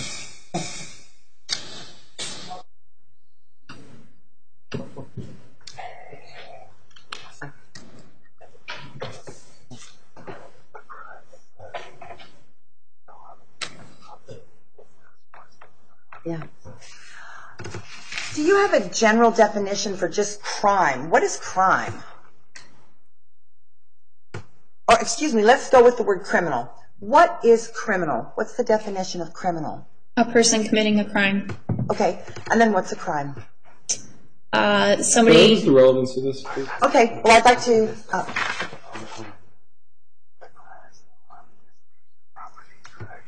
Isn't a crime, the underpinning of the definition of a crime is that harm has occurred to property or person. Harm has occurred. Isn't that really what we think of as a crime? Harm has occurred? My definition of crime is when someone has committed an act that's against the law. Okay. Are there crimes where there is no harm involved, but it's a law? Yes. Think of a crime where there's no harm, but it's a law. I'm sorry, about harms. Yes. Is there an example that you could give of a law where it's a crime, but there's no harm? Maybe producing and using a fake identification card. Well, the harm would be that you, the only way you would do that is to do something you're not, that's identity fraud. You're doing something you're not supposed to do. That's not what I mean. With the identification. I'm going to object to this whole line All right, I'll let that. relevant, Judge. Sustained.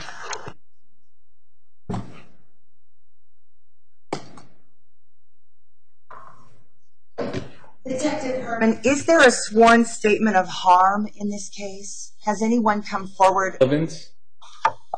Sustained. Relevance? Sustained. Are there any victims in this case, Detective? Yes, I believe there are. Who are the victims, Detective Herman? I believe many of the women that we've spoken to that became practitioners at the Phoenix Goddess Temple are victims of being taken advantage of and being sold a dream and a community that they could be a part of and that they felt true to, and that was false. They were told over and over again that this was legal and everything they were doing was right. Detective Herman, do you know that if you hadn't taken those actions, those dreams would have come true? This is a leading question. Is that possible that if the state had not intervened, that those women's dreams would have come true? Objection calls for speaking. Did you see any evidence that the dreams we promised were not coming true for these women? Did I see any evidence that the dreams that you were trying to sell did not come true? I did not sell anyone a dream. I supported their decision. But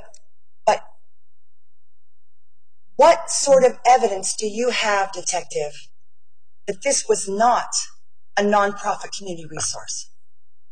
What evidence have you brought that this was not a nonprofit community resource? Well, through the financials, it showed that the temple was running and your house was being paid for the proceeds of these illegal crimes. I see. Have you ever heard the term parsonage? No. Have you ever heard the term ashram? No. Have you ever heard the phrase vow of poverty? I've heard it. Do you know what it means? I probably couldn't give a definition of it. Did you know that it's a legal status recognized by the Internal Revenue Service for years and years and years? I did not. Did you consult anyone who understands church-government interaction at any point? Relevance. No, I'm asking you. Objection. Relevance. Did you practice law by not consulting? Relevance. Sustained. Your Honor, there was a lot of gray area, and I'm trying to get to the bottom of who. Great. Say something we All can right. push. If you wish to approach, you may. Otherwise, ask another question. All right.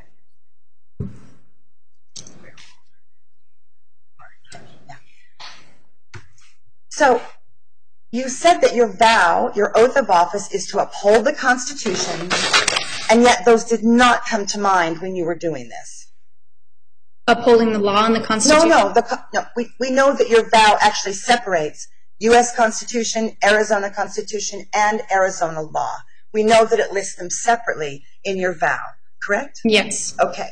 So when you say, I'm upholding the law, and you're referring to prostitution laws, how, if anything, did you think about or connect Constitution with freedom of religion with this church doing something kind of strange? I'm not sure I understand your question. Did you ever think that the Constitution might apply, or did it not enter your head that it might apply? It was clear to me that crimes were occurring inside sessions. Did you know what our ceremonies are about, how they work? We learned a little bit. I'm not going to try to say that I knew everything about it. It's a true statement, Detective Herman, that no one in your group ever received an actual healing or ceremony. That's a correct statement. Yes, it is. So is it possible that they're standing on the outside of this, looking at a tiny little piece which involves what the state calls sexual conduct, and that you've missed everything else by focusing on that one piece? Is it possible you missed the totality of circumstance of the ceremonies? I don't believe so. I'm not saying that one could not be sexually healed in your sessions, but what I'm saying is prostitution was occurring inside of the sessions. And that's because someone gave a donation of support. Donation? It wasn't the ceremony that's prostitution, it's the donation that makes it prostitution. There's an expectation of payment. Yes, but everybody testified that it was possible to get nothing, and that was just the way it is. Isn't that the testimony you heard from multiple practitioners? It is, but as I mentioned before, they also talked about what they would do about those seekers that did not leave anything. Detective Herman, I would like you to name every person that told you that, because you're acting like it's our culture, and it's not. So please name the names. You said Marcela Saavedra. Mm-hmm. Would you like to tell me, please, Detective, when were Sylvia Saavedra's charges, when were her sister's charges dropped? When were they dropped? Yes. I don't know She had the a exact date. practitioner profile, she had ads on Backpage, and yet everything for her sister was dropped right after she took the plea. Objection. Do you recall False. this? Do you recall Misleading the this? jury. All right, sustained. I don't want you to talk to me. I'm really in something, please.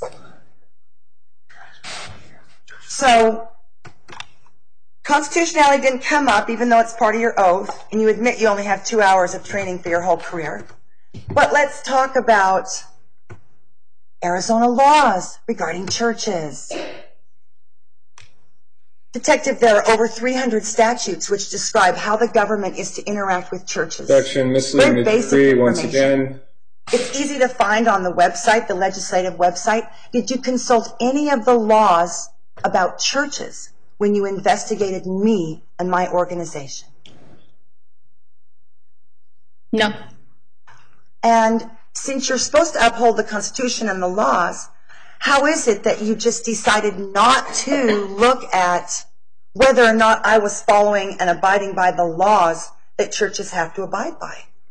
Because we could not find any evidence that you were a church. You had said yourself in the video that you did not want to conform like other churches and be a 501c3. But you're not an expert. You agree you're not an accounting expert who reports to the IRS. You agree that's not your area of expertise. No. Are you aware, Detective Campbell, that while I was sitting in jail, an article came out in the USA Today where President Obama says no nonprofit. Nonprofits are not required to have a 501. Sustained. Have you ever heard of a freestanding church that's not part of a mainline denomination? Yes, I've heard of a free church. Is that what you're referring to? Yes, where they're not part of a mainline denomination. They're freestanding. Yes. You will admit, no, forget it. Is it true that you did not consult any type of church finance, church reporting, nothing like that? You didn't consult anyone like that to see if it looked like we were meeting our obligations as a church or not? No. And is it your opinion that even if we have legitimate church papers, that our ceremonies are illegal? It is still my opinion, yet yes, inside sessions there was prostitution occurring. But we're having a really big difference. I'm not arguing that sexy stuff isn't happening. That's my ministry. I'm arguing over fee and donation. Let's go back to donation. When you arrest women on Backpage who use the word donation, you already said they probably don't have a 501. Do those women take that money and then turn around and spend every penny to build a community resource that's available to all? Did any of the women you arrested do that? I don't know. Is it possible that those women that use the word donation to evade the law, is it possible that they just used that word to evade the law, but they weren't doing community service-oriented things with those donations? Is it possible that they were doing community-oriented things with the proceeds of their prostitution act? Yes, like gifting the community with programs. That's possible. Did you ever see that? I don't have the opportunity or the ability to see what women do with the proceeds of their prostitution. So the answer is no. You haven't actually ever seen a Backpage prostitute use her donations to build something for the community to use. No, but I've never looked. You haven't seen that? No, and I've never looked. Okay.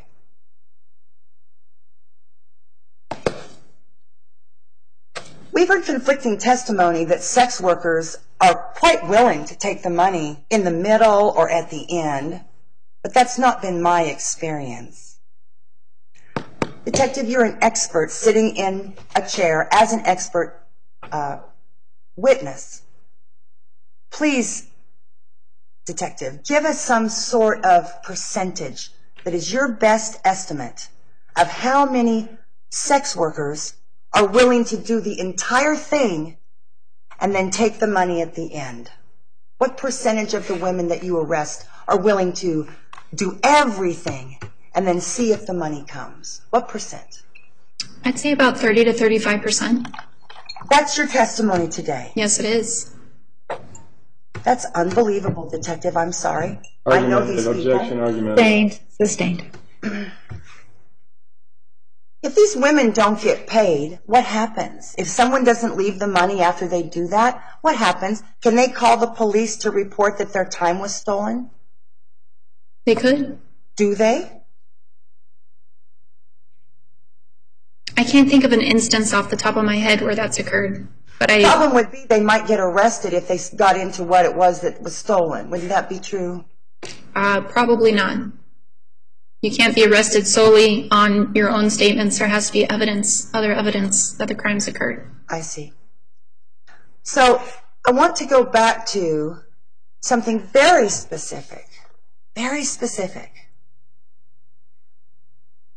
that your undercover wires say that a specific sexual act was going to occur because the seeker was going to leave money. That's your testimony today. So you're saying on the wires that... I'm sorry, the undercover recordings. I apologize. Okay, can you repeat the question one more time? Yeah. Every single person has testified that they never sold a sex act for money. Okay, they've all said it. That it was for the totality of the experience, and that the sexuality might or might not occur, and how much sexuality might or might not occur. That's been the testimony. So I'm trying to understand what it is that makes you think that you could go in with these detectives and pierce a situation with what you think you should make happen. Talk about money, talk about sex, even though it's not our rules to do so, Didn't you frame the women of the Phoenix Goddess Temple when you went in and specifically instructed your people, yes, bring up money and get her to talk about the sexual act? Isn't that what you did? Calling it a frame. Detective, they all brought up the issue of money. Isn't that standard? If the target isn't talking about money, the detective has to bring it up. If you want to arrest him, somebody has to talk about money, correct? Yes, absolutely. Okay. So the temple's procedure, policy, and actions are that we don't talk about money in chamber. So it's not possible to sell a sex act. That's our policy. Do you agree that your detectives broke that policy? All of them broke that policy. No, I'm just having a hard time agreeing to the generalization because I can think of right now the undercover deal that Detective Cotto went in and did with Darlene Willihan. He explained to her that he didn't have the total amount. I think it was $220 is what, or $204. I think it was $330. It was in 90 minutes. Thank you. So he came in and said that he didn't have that much money. He had some unexpected. Yes, we've heard the testimony. Okay. And you know what it says on the second? There's two sentences as she walks out. Yes. Did you see the transcript or hear on the undercover recording? The last thing she says is, "Can I walk you out to the car?" And the second to the last thing she says is, "You don't need to leave this money. You really don't." She tries to tell him that. Isn't that what happened, Detective? It may have been, but she also asked him how much money he had with him. Detective. No, Detective. Be allowed to finish. Okay, we'll just play the wire. Thank you. We'll just clean that one up and play it too. How common is it for a woman who sells her time for $330 to agree to do the same thing, only just a little bit less time, for $20? Is that a common thing for prostitutes who routinely get $300 to feel sorry for somebody and agree to do something for $20? Is that common among prostitutes? It's routine for them. I think it's common. I shouldn't say routine. I think it's common for them to do something else, maybe something that they view as less work for less money. We already know that Keahi was supposed to give $20 to the phones and housekeeping and help with the rent and the supplies and all that. So when she accepted $20, she was still going in the hole, wasn't she? Like, we've set an amount that makes it able for us to hold space. So there was no personal profit in that, was there, Detective, for her? Doesn't appear so. Okay, but this is a woman who routinely receives $200 to $300 per ceremony. And then the man tells her, your detective said, my car's going to have big repair bills. I suddenly don't have the money. Isn't that the story that was shared that day? Yes. And so I'm going to ask you, since we are allowed to ask suppositions, hypothetical situations, how often have you seen a woman who's asking $300 be willing to do it for $20? Because the guy suddenly has no money. Go ahead and do whatever it was that was going to happen for $20, which is less than 10% of the original agreed upon amount that she asked for. You're asking how common Yeah, is that's that? a really big drop for a prostitute, isn't it? Yes, I think that is a big drop and probably not very common, but she wasn't planning on doing the same thing she was doing. She said not as much time. She didn't say she was going to change the ceremony. Isn't that true? I believe so. Yeah. We'll get to the undercover wire. You know, Detective, it's been very disturbing for everyone here that the foundation of this case sits on undercover wires that we can't hear. Is that just the price of how it works? That we have to deal with these recordings where you can't even hear the actual alleged crime occurring? You hear parts, you don't hear parts? The question is that the price? The question is, and then so the recordings are pretty bad. You agree the recordings that are being used to prosecute me are pretty bad. They're not of good quality. I think they could be better, but I think the equipment that we had available at that time, that was as good as it got. Okay. And so then we also have the detective's field notes, what they write as they're leaving or they get in the car and immediately write down what happened, correct? Or within 24 hours they write their notes? They don't necessarily write field notes. They would write a report, which is... And how quickly are they supposed to write the report? There's a certain amount of days that they have in order to write the report without having to impound their notes. I know it's probably a personal preference depending on the detective, whether they do notes right then and hold on to it for some time, or whether they go directly to a computer and write the report. You'd have to talk to each detective specifically. Okay, let's talk about this idea of people are doing things. Could be a free talk, could be an undercover sting, whatever. You observe some stuff. And then by the very nature of being a human being, you decide which parts to write down and which parts to not write down. Isn't that the true nature of being a human? You have to pick what to put in and what to leave out. Well, we're taught as police officers to write down the relevant facts. But who decides what's relevant? Based on whatever crime that we think is occurring or whatever it is we're investigating. Were you investigating that these actions might be religious ceremony, or was that never on the table? Objection asked and answered. No, I don't believe so. All I right. don't believe so. Sustained. Did you come across any exculpatory evidence, either church papers, doctrinal mission statements, free talks with the co-defendants? Did you come across any exculpatory evidence that might make it look like the Phoenix Goddess Temple was actually a church and not a business? Objection mischaracterizes exculpatory evidence. Exculpatory evidence, my understanding is... Rephrase your question. Is it your testimony that there was no exculpatory evidence that would mitigate what we were charged with? No, I think there's exculpatory evidence, a lot of it, in the computer evidence. And the evidence there is what? That it's a school and a church? The evidence that you said that this would be in the computer evidence. Right. And you're saying that as of July, you would have had a 501c3. Right. Yes, that was before the raid. I want to go to, you were there the day of the raids. And forgive me, because I don't know much about being a detective, but it seems to me that there's the routine things that you find at a crime scene investigation. So the routine things you might find at a massage parlor would be a massage table, crock pots for the oil, that kind of thing. Yeah, at a massage parlor, yes. Okay. And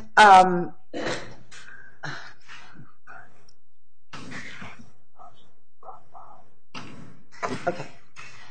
And at the Phoenix Goddess Temple, there were some things that you have never seen at a massage table, a massage parlor, or at a brothel. Would that be true? You saw some things you've never seen before in your work? Maybe some paintings on the walls and such. Okay, but what about, there were 8 bathrooms and 4 of them had these baskets and they were filled with blue jars called the moon jars. Do you remember, did anyone make note of the moon jars on the police reports? I want you to know that I wasn't there serving the warrant on that day, so I don't want you to put this in your mind that I was there. I do recall somebody telling me about the moon jars. It would not have been taken as evidence because we're supposed to be taking evidence of the crime. We can't just take everything. We're bound to only take the evidence of the crime. But these were jars of blood, which could be a potential biohazard. Weren't you concerned about that? About a biohazard? Well, because they're jars of blood in the refrigerator and in the bathrooms. I was not concerned about a biohazard. Okay. All right. There were also at least 20 altars to various deities around the temple, and yet those were not noted on any of the police reports. Is that because it was irrelevant? They would have been documented in all of the photos that were taken. Right, I understand, and thank you for that, or we'd have no pictures of temple. But isn't it true that the prosecution and the defense attorneys, especially defense attorneys, really just look at the police reports. They don't get into, they're not paid enough, they don't have enough time to get deep, deep, deep into things like the photographs which come later. They just read the police report, don't they? No, I don't think that's true. Isn't it true that most cases are built on those police summations? Isn't that the primary thing that you build a case with, is the police report? No, it's the totality of the entire investigation. That's why photos are taken and evidence is taken. It's all of it. And it's my understanding that prosecutors and I would assume defense attorneys look at all of that. Okay, that makes sense. Now, the totality of circumstance is actually a phrase used in our justice system when we're measuring whether a church is real or not. That's actually a legal phrase, totality of circumstance. So there was tons of churchy stuff on the computer, tons of altars, sacred art, sacred music, people saying, this is my belief. Did at any point during the raid, when you're seeing all this, immediately after talking to the people who say yes, because I've read the free talks, and quite a few people said, this is my religion, this is for healing. Let me ask you, how did you feel as a human being when people are saying, this was my faith, this was my religion, and you're saying, no, it's a crime? How did you feel? I feel that you're entitled for sexual healing to be your religion, but when you cross a line and there's a crime being committed in order for that sexual healing to take place, then you can't do that. Well, the Goddess Temple doesn't give a speech where everybody listens, which is what the Father's Church does. The Goddess Temple is about the physical finite body, the mother's love, hugging you, etc. There's a finite amount of someone that you could share. I cannot share myself with more than a couple, 3 people a day if I'm really working and focused. I'm finite. There's a finiteness to the mother's world. So,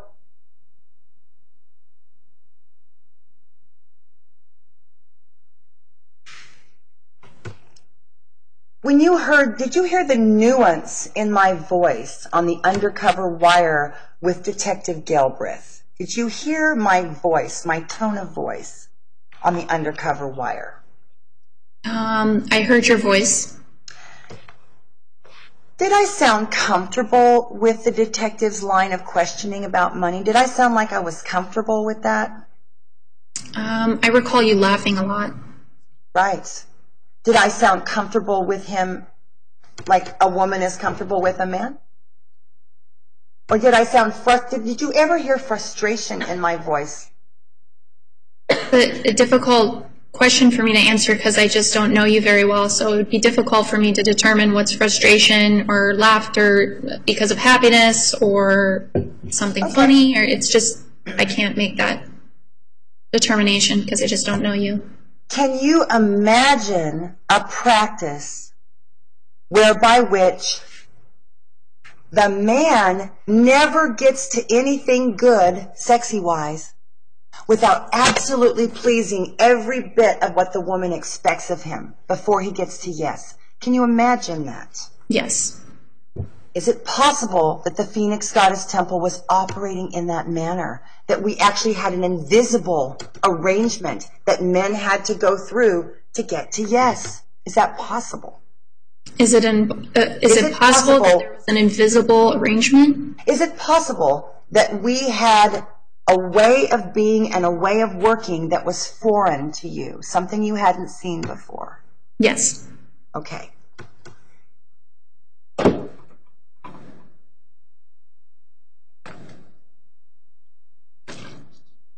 In most crimes, like a serious crime like murder, motive matters a lot.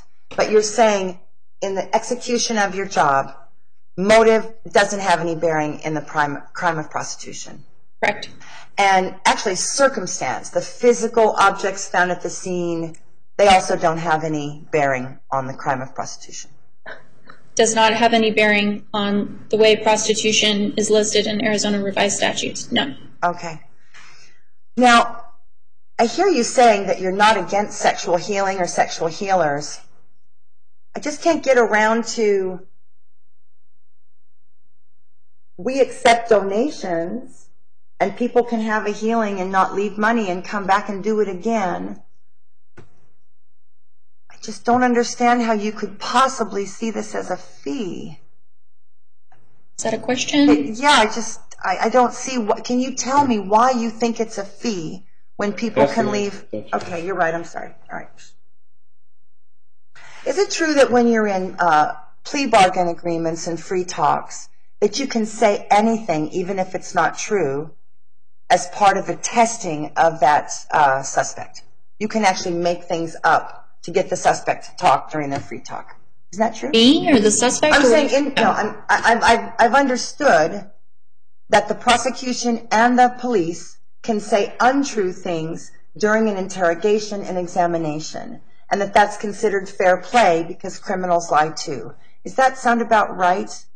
Yes. Okay. So it's true that detectives, when they're quizzing a co-defendant, might say something about another co-defendant that may or may not be true, but they're saying it to elicit more information from this person.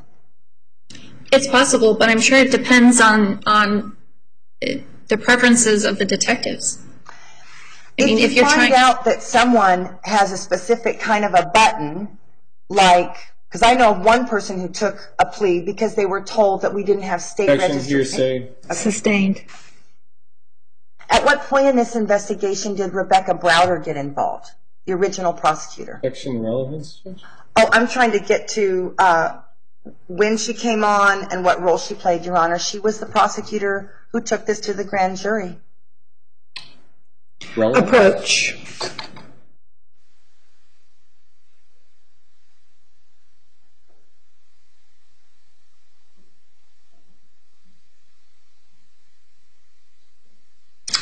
Okay. Oh, she's a major player and she's not even here, Your Honor. I mean, all I want to know is at what point did the county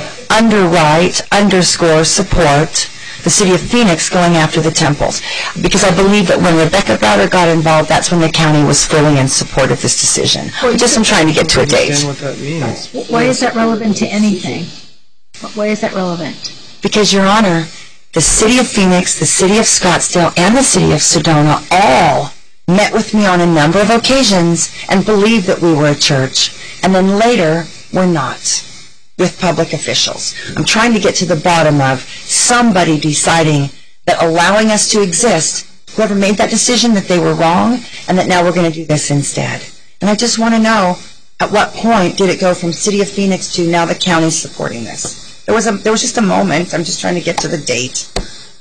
Mr. Leiter, do you have an objection? Is there a reason not to let me know? I don't know what the... There is no relevance to this. There's no relevance. I have to agree there's no relevance. I'm not sustaining the objection.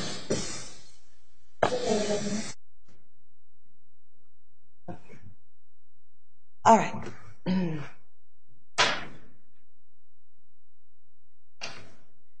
When you're going after a massage parlor, the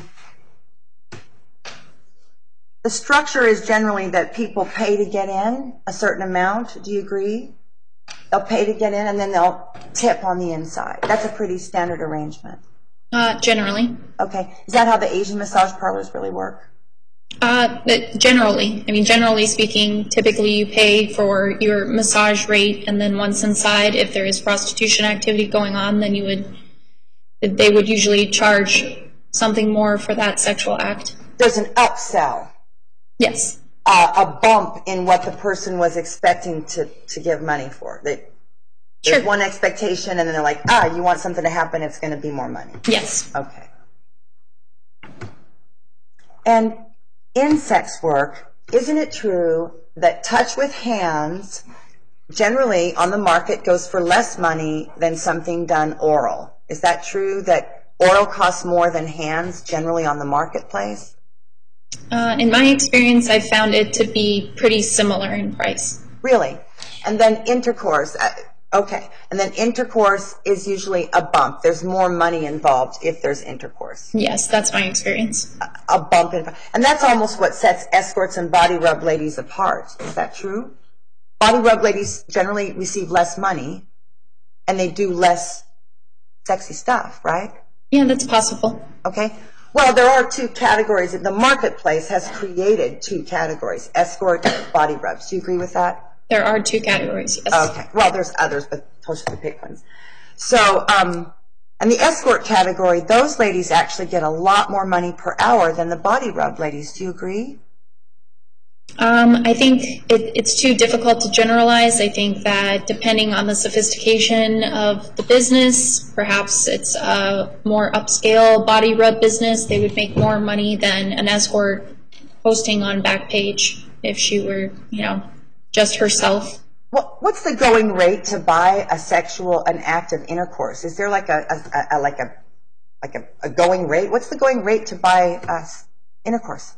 I've seen different rates. I'd say anywhere from 80 to 120. To buy intercourse? Mm-hmm. On Backpage? On Backpage, yes. Okay. I would say more sophisticated escort businesses are going to charge a lot more money. Okay, and on Aeroskide, it's going to be a lot more money. I'm not sure. You don't ever look to charge anyone with prostitution? You don't ever target anybody on Aeroskide? We do, but it's been a while. I couldn't really speak to. I just don't remember. The women on Aeroskide have money. They work in nice apartments, that kind of thing. Okay. Is that true? I don't want to generalize. I don't know. I haven't spoken or met up with every single woman who's posting on that website. Okay. When you got that article, the Phoenix New Times article quoting City Attorney Jimmy Hayes, did you talk with Mr. Hayes about his accusations? No, I didn't. Why not? You both work for the City of Phoenix. Why not? It just wasn't part of our investigation. Were you aware that the Phoenix Goddess Temple made numerous attempts to get Mr. Hayes to retract his statements and come visit the temple? No. Were you aware that the Phoenix Goddess Temple attempted to get Mayor Gordon to visit the temple and get someone to retract the statements made? No. Were you aware that the Phoenix Goddess Temple attempted to get the Phoenix New Times to publish our response and that they said no? I did see evidence of that in the computer evidence. Okay. When you saw that we were trying to push back against these accusations, unsuccessfully, I agree, but trying to push back against these, to us, false accusations, did that stop you in your tracks for a minute and say, God, these people, they seem to believe what they're doing? Did you ever think that? These people seem to believe what they're doing. Yeah, I've told you that I've believed that. I came to believe that, but that doesn't change the fact that there's crime occurring in sessions. Right. So when, let me ask you, Detective, if I call you up and you're I don't know, let's just say that I call up the Phoenix Police Department and I say, there is a minority cult and they're going to take a knife and cut their baby in ceremony this weekend. Please go over there and stop it. Relevance, already. No, because this is a religious ceremony. Approach, please. Approach, please.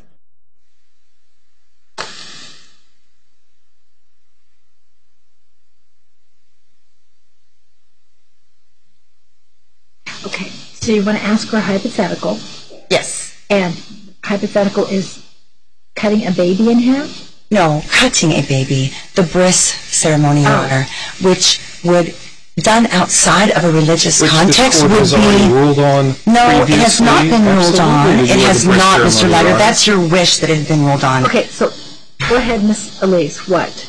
Your Honor, if you were to take a scalpel to a baby boy outside of a religious context, you would be charged with mutilation, child endangerment. The fact that you paid the rabbi to do it would be another charge, okay? But within a religious context, everybody applauds and thinks it's okay, and they actually throw a party. And the only difference is that it's a religious context that allows this cutting of the baby boy to occur. And my whole point is, some things that look like it would be breaking the law, including genital touching.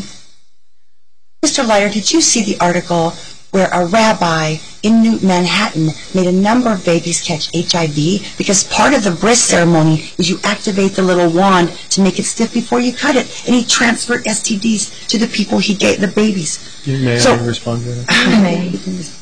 One, the state, if this court remembers, filed a motion to preclude Ms. Elise from going into the bris ceremony, which my recollection is the court granted. Secondly, any reference to this bris ceremony would be, again, a selective prosecution argument, which is inappropriate. It's inappropriate to bring up as such. I wasn't going to say anything. I just wanted to let the jury know that there are situations that exist where genital touching occurs, people are paid to do it, and they're allowed to do it because of religious ceremony. And I don't have to say Jewish, and I don't have to say in the bris. context, first of all, this has already been precluded. Second of all, in the context of asking a hypothetical, that is creating a selective prosecution argument that why don't you go after those people when you're going after my temple? That's precisely what it is. Okay, I'm going to sustain the objection to this line of questioning on the basis that it isn't relevant, and it, under Rule 403, it would be more confusing than helpful to the jury. So I just want to go on record before I step away from this bench. There is genital touching in this ceremony. A person loses a body part for the rest of their life without giving permission in the name of a religious covenant. And I am going on record with my Mother Mary Yoni symbol here that I have a covenant to make this sacred and to give people opportunities to reach for something sacred when all they've been given is profane and profanity and ignorance and hypocrisy and lack of skill and knowledge. And so I'm going to continue to stand here and say it is relevant. It's also relevant that Jehovah's Witnesses get to refuse blood transfusions to their minor children, and they get away with that. And you're characterizing me as a criminal when these things go on in the name of religion already. So, yeah, I guess I'm climbing to the Supreme Court. Here we go. okay.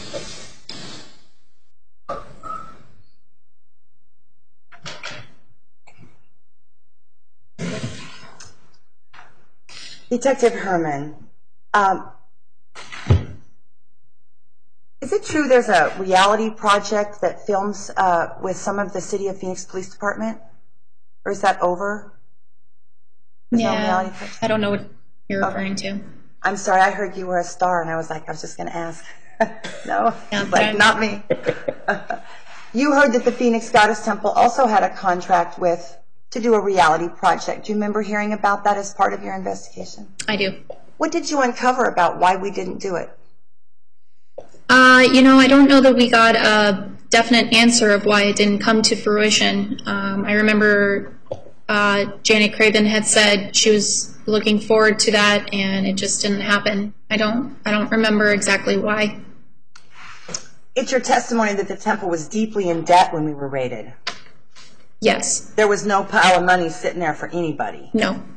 Okay.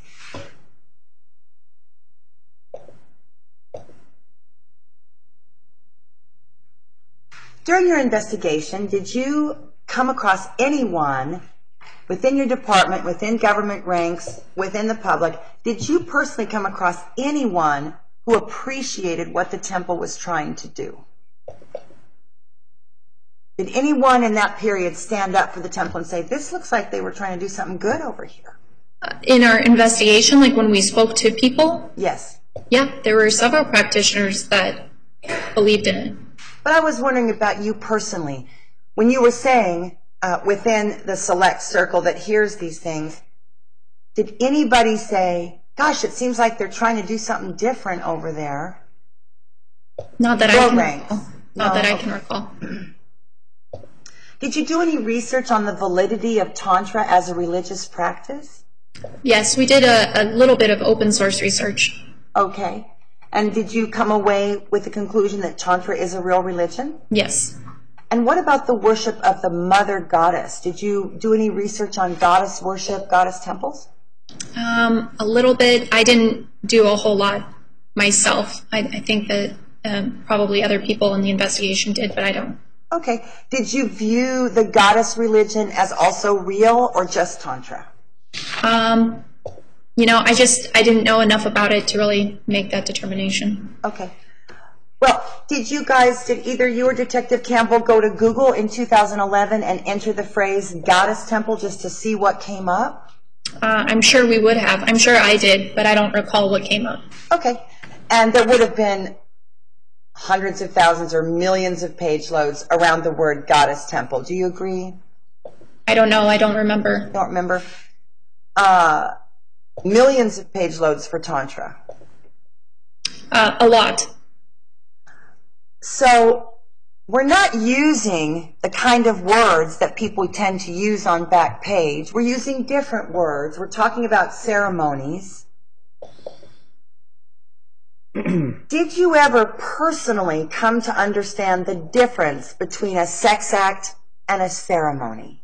Were you ever able to make a distinction yourself, personally? Did I ever make a distinction between ceremony and sex act? Yes. In what context? Well, sexual conduct is a very generic phrase. Conduct is generic. Our conduct today is respectful to Judge Stevens. We're in her court. Our conduct today is that we are citizens of the United States. We're all here in a process. That's conduct. It's generic. But Temple wasn't doing generic things. They were doing specific things. We were doing very specific things called whole body healing, called magnetic touch tantra, called Goddess Guide Me, Goddess Worship. These were things that to us were very specific and not generic sexual conduct. Did your unit have the right to make something specific into something generic like that? I don't think we generalized it as sexual conduct. Yeah, but there was no sex act that you could buy at the temple. There was no sex act that you could buy there. You could give money for a ceremony, and you could also have a ceremony and not leave any money. And we've heard that women did that. So if you're having a ceremony, and it could be a marriage, it could be a funeral, it could be a communion, it could be a bat mitzvah, but it's a ceremony performed by a religious officiant for you, or specifically for you and your family. Those are specific, individualized services. You agree that individualized religious services occur, where the pastor, the priest focuses on one person, or maybe they focus on a small group of people. In marriages and bar mitzvahs and things like that? Well, let's get really specific. Let's say that someone wants counseling from their pastor, or they want healing from their pastor. Unless they've already given a whole lot of money to the church, it's possible the pastor will ask for a counseling donation, something for his time or her time. Do you agree? I don't know. Do you go to church? Objection, relevance. All right. Sustained. All right, we're going to take the afternoon recess. Ladies and gentlemen, 15 minutes. Please remember the hour.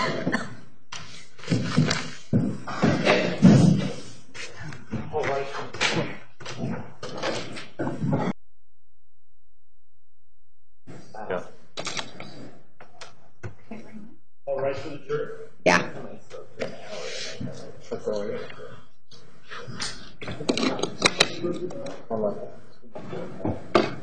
She did do 2.5 days.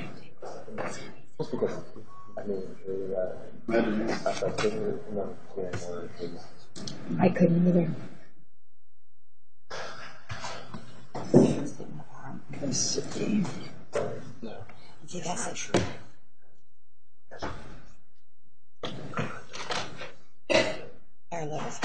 Please be seated. The record will show the presence of the jury, the defendant, and counsel. Ms. Elise, you may continue with direct examination. Thank you, Your Honor.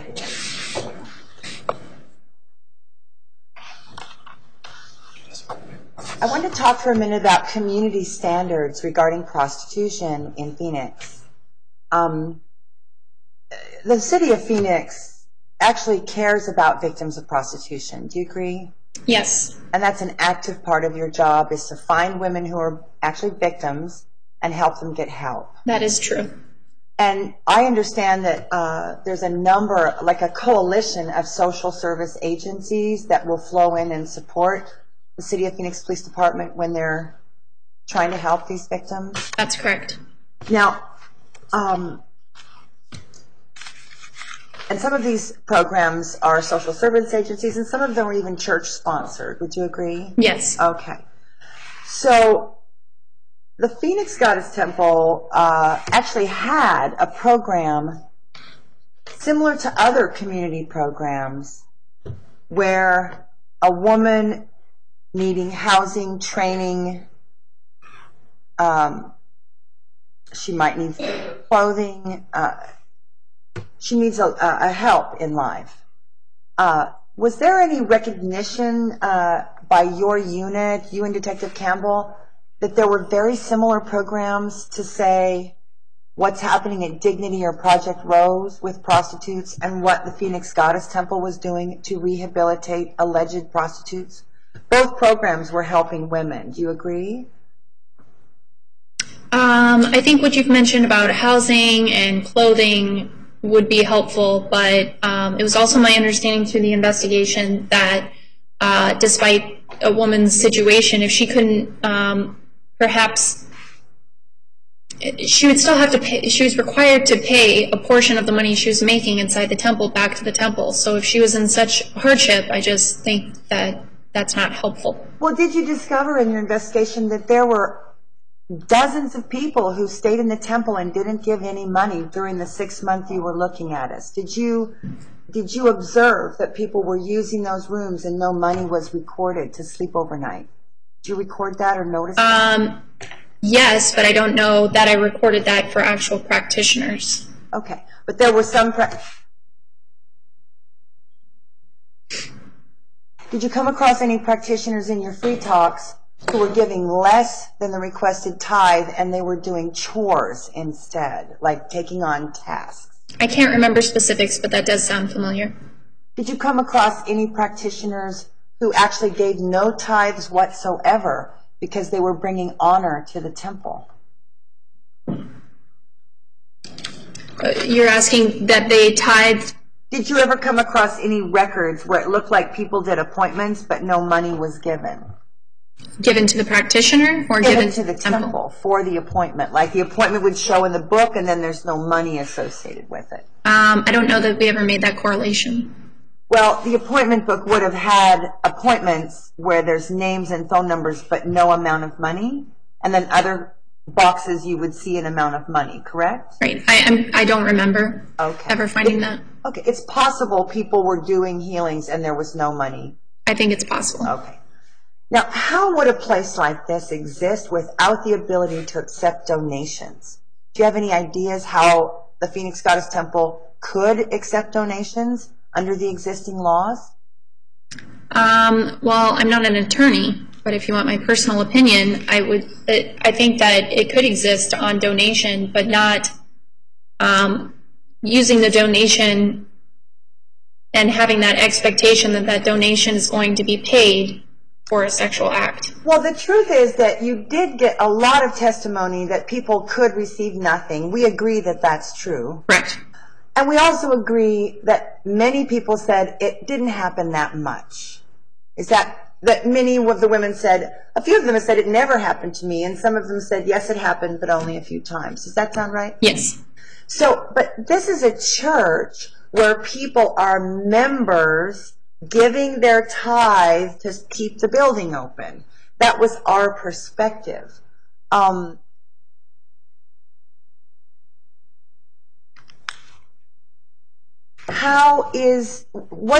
In your opinion, have you and Detective Campbell been able to prove that the money given was an expected fee and not just a donation? Have you been able to establish that with evidence, do you believe? That it was a... What's that? No, I kind of need to know if there's... Oh, wait, sorry. Were you ever able to establish that there might have been an expectation because it was a requested amount? We have evidence that it wasn't always given. So when you use the word expected, couldn't that also just mean the norm? It's just the norm that people give the requested amount? When I mention there's that expectation, I'm getting that information from the interviews that we did with the practitioners, and over again when they said that, yes, I was there to make money, it was my expectation to make money. Well, they were there in Right Livelihood. Do you remember examining the paperwork called Right Livelihood, where a person makes a living doing what their spirit calls them to do, and their money's in a good, clean way? Do you remember that? Do you remember seeing anything? Do you remember it's a class that everyone was in the process of taking components. There was a component of that class called Declare Your Legal Status, in which we described to the practitioners and staff how they should align their legal status with the government, decide a status, and declare it. Do you remember seeing a document like that? I don't remember. Did you look at Foundations of Right Livelihood? Is that one of the courses? It was a major course that everyone was taking components. They were expected to complete all of it. Are you asking if I looked at the core curriculum, or? No, I was just asking if you read anything about the course. It's very possible. If it was in the computer evidence, yes. Okay. Is that kind of information given to... The original charges were House of Prostitution with employees. Isn't that true? And then it changed to control of an illegal enterprise because there were no employees. Do you agree? The original charges, I think control of an illegal enterprise was on the original indictment. Well, the original charges listed everyone as my victim. Do you recall that? The original charges, everyone was my victim. Tracy Elise was a victim of you? Yes. Do you remember that? I remember a pandering charge. Well, but there was an actual discussion that everyone was my victim because I had misled them that the church was real. Do you recall anything about that? What I recall is you being charged with pandering, where everybody would have been your victim because you were encouraging them to live a life of prostitution. So did you see evidence that the temple ever chased someone to come practice in the building? Did you ever come up with some evidence that we were routinely chasing or ever chasing a practitioner to come be in the building? Did you find evidence? That's not the definition of pandering. Well, the word encouraging is pretty broad. It's pretty clear to me. Is it possible that I view that as supporting a self-sovereign decision and you would characterize it as encouragement? I just think that maybe it's not a self-sovereign decision if you're mandating that they give some of their money that they make back to the temple, and if they don't pay it, then there's late fees and things like that. Right, but you don't practice Tantra. You agree you're not a Tantra practitioner. No, I'm not. And the basis of our religion is to give, receive, give, receive. You looked up the definition of Tantra is to weave, give, and receive. Yes? I think that the definition I found on the web didn't say that, but I'm not arguing that either. Okay. Well, it is the definition. It is to weave, most common definition. And that implies a two-way flow. So is it your testimony today that a practitioner could very much give and then not be allowed to receive what would well up in that person's heart to give back? Because if we can't receive what they want to give us, which might be money and it might not, they're not actually allowed to practice that religion if they're not allowed to give back. Because you said we could do these if we didn't receive donations. I said if you didn't receive donations that were actually an expectation to pay for a sex act. But we keep getting into this that everybody said it was quite possible to return to your chamber and find no money. You had that testimony, correct, from many people. I just don't get how it's a fixed fee if there's no guarantee you're going to get it every time. How's it a fee? Objection asked and answered. All right. Thank you. All right. Have you ever in your career seen anything like the Phoenix Goddess Temple, or was it a unique situation? Objection asked and answered. Sustained. And it's possible you did not understand the words and the phrases that were being used there. Detective Campbell and I were given a glossary to try to understand a lot of the verbiage being used, but I will agree that when I was going through a lot of the computer evidence that would have a lot of curriculum in the classes and such, I was trying to understand, but it was very difficult to understand. There was a lot of words that were foreign to you. It was just difficult to understand. It's Okay. not necessarily foreign words. Okay. You understand. Okay. Is a teacher going to be successful with a student who doesn't want to learn? I guess it depends on how good the teacher is. What if the student is not only not interested in the subject matter, but is really just there to prove the teacher wrong? What does that look like?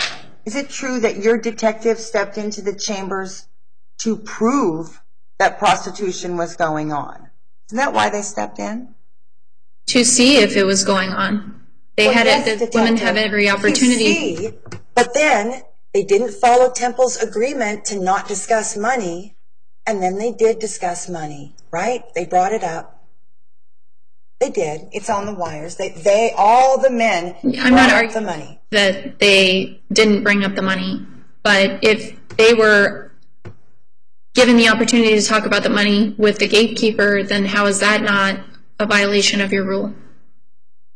Because the gatekeepers explain our processes, and then we let go Objection, without Your Honor. attachment. Ms. Elise is not testifying. I believe this. You're right. You're right. Sustained. My recollection of you and Ms. Campbell's approach to the temple, because it's not possible to actually begin working there without meeting with me at least, regardless of what anyone said. Nobody practiced there without meeting me, because I had to make an evaluation if someone was spiritual or not. The exception would be someone who had a reputation, a known reputation from a known person. And you were not that. So do you admit that it's possible you would not have ever started training or working there without meeting me? Is that possible that you It would basically, have met me had you stuck? You would have. Did the staff indicate that you needed to meet with me if you wanted to practice in the building? the direction that we were given was we would come back to take pictures and we would need to receive a healing. I don't recall specifically that we were said we had to meet with you specifically. Do you remember that you and I corresponded and you said that your interest in Tantra was for your personal life and you weren't sure if you wanted to do it professionally, but you were interested in your personal life? Do you recall that? I don't believe that was me corresponding. Well, one of you corresponded. It might have been your partner, Detective Campbell, because someone did correspond with me. That's possible. It wasn't What me. was your undercover name when you approached us for work at the temple? Amanda Wright. Okay, and what was Detective Campbell's undercover? Amanda Vanderkamp. And that's why the practitioners called you the two Amandas. I believe so. Okay. Did anyone at the temple ever indicate to you that these practices could change your life for the better? Yes.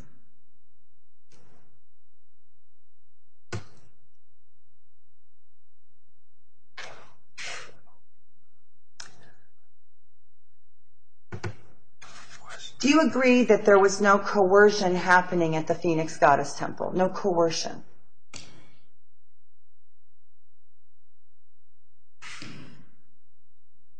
I believe that women were given an idea of a better life, a community, and that was not fulfilled. I believe that can be very coercive. Who's responsible for those dreams not being fulfilled?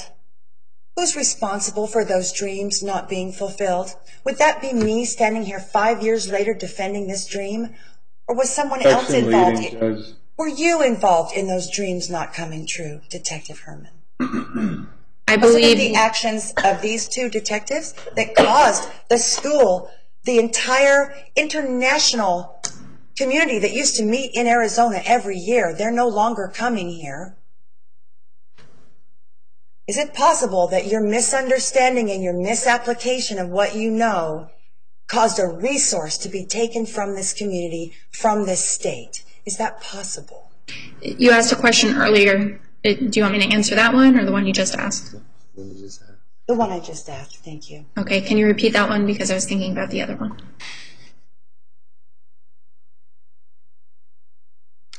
No, I really do want an answer. These women told you in their free talks that they were there for education. Isn't that true? Yes. That they were there to be healed, some of them, Yes.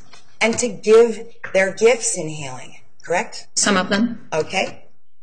And all of them said, I want to do this as my living, which is the part we're arguing about, that they should be able to make a living doing this. Do you agree? No, some of them said this was just a side job. They were just trying to make extra money. Is that what you wanted to hear?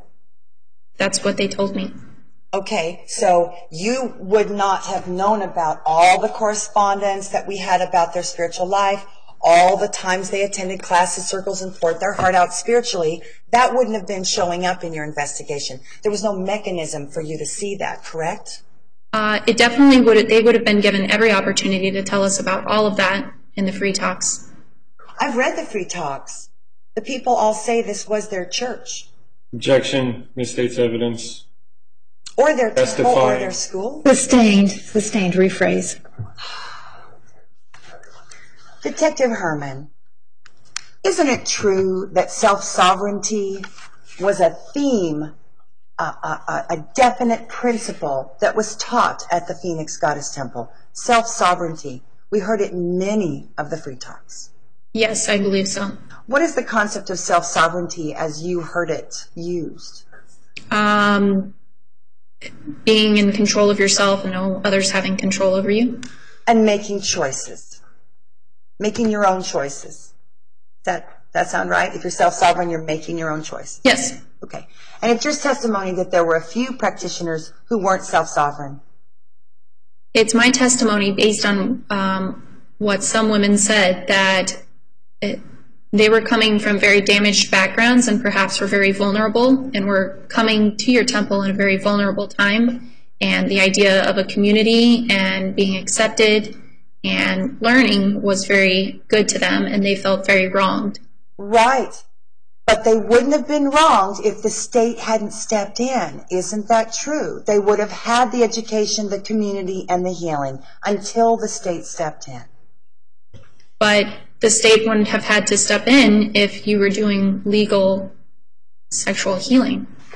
Is there such a thing as legal sexual healing, detective? If you're not receiving money for it, if So you it want can to. only be done by hobbyists, dilettantes, people who do it on the side. Like every sexual healer should get a job at the bank or something and then do this on the side. Is that what you would like to see? Would that be legal sexual healing?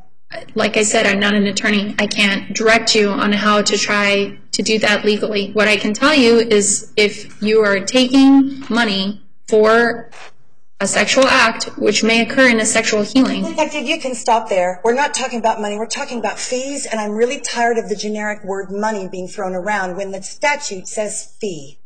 Would you, Detective Campbell, show up to work and know that it's possible that you put in some work and the state wouldn't give you money for that portion of your day? Would you still come to work if that randomly happened at your job?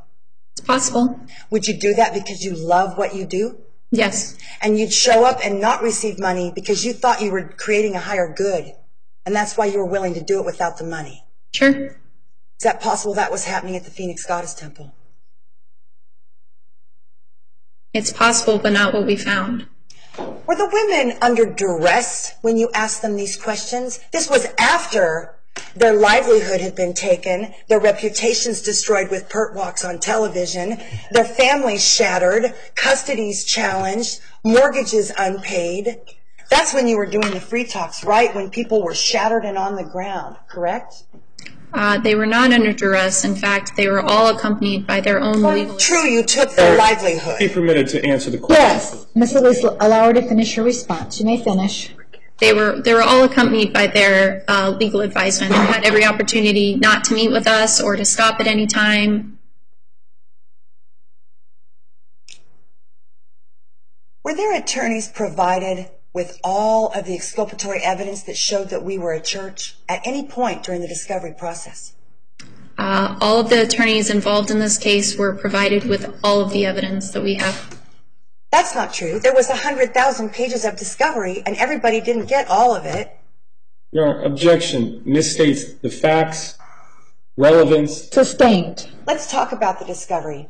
100,000 pages was found, and yet none of that was what was on the temple, the actual on the temple computers. That was things like bank accounts, personal bank accounts, things like that, wasn't it? That 100,000 pages, that wasn't the church documents. That was just... I just know there are many, many documents found inside the temple and many, many documents found on the computers. It's true that these people were angry at me when you had the free talk. Would you characterize that as probably true? I think some of them were, some of them were not. Okay. Some of them that were angry then were disappointed. Disappointed in you, yes. Disappointed in me believing in the Constitution that it's real? Because that's what I was standing on. Law. Rephrase. I'm a citizen of the United States. You looked into my birth record, did you not? I'm born in the United States. I looked at your whatever I'm not a foreign identity. national. I was born here. Okay. No, you looked into my criminal record. Yes. Did I have a criminal record? Objection. Relevance. Characterize. Oh, I would like to know if there was... Overruled, you may answer. Did you find any criminal Yes. record? I don't remember, honestly. Oh, I think that's important. Please think it again. Did you find that the ringleader of the Phoenix Goddess Temple had a criminal record of any kind? Objection. Relevance. Relevance. Overruled, you may answer. I really don't remember. If there's something that will refresh my memory, I'm happy to look at it.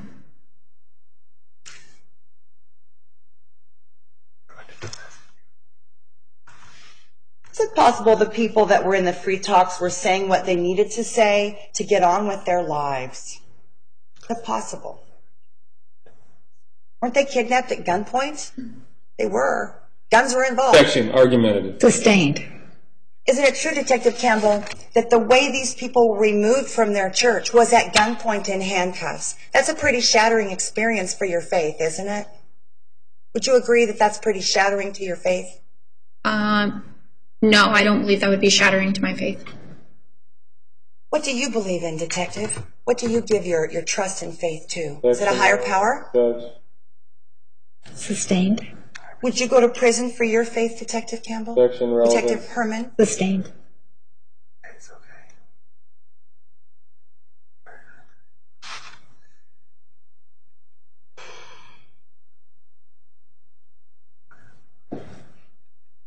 Did the Phoenix Goddess Temple look like other criminal enterprises that you've taken down?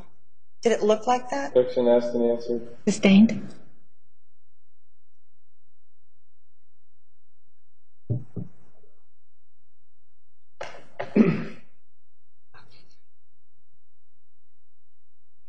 Was there a lot of criminal element in the practitioners at the temple? Was there much criminal element? Drug dealers, prostitutes, bank robbers, things like that?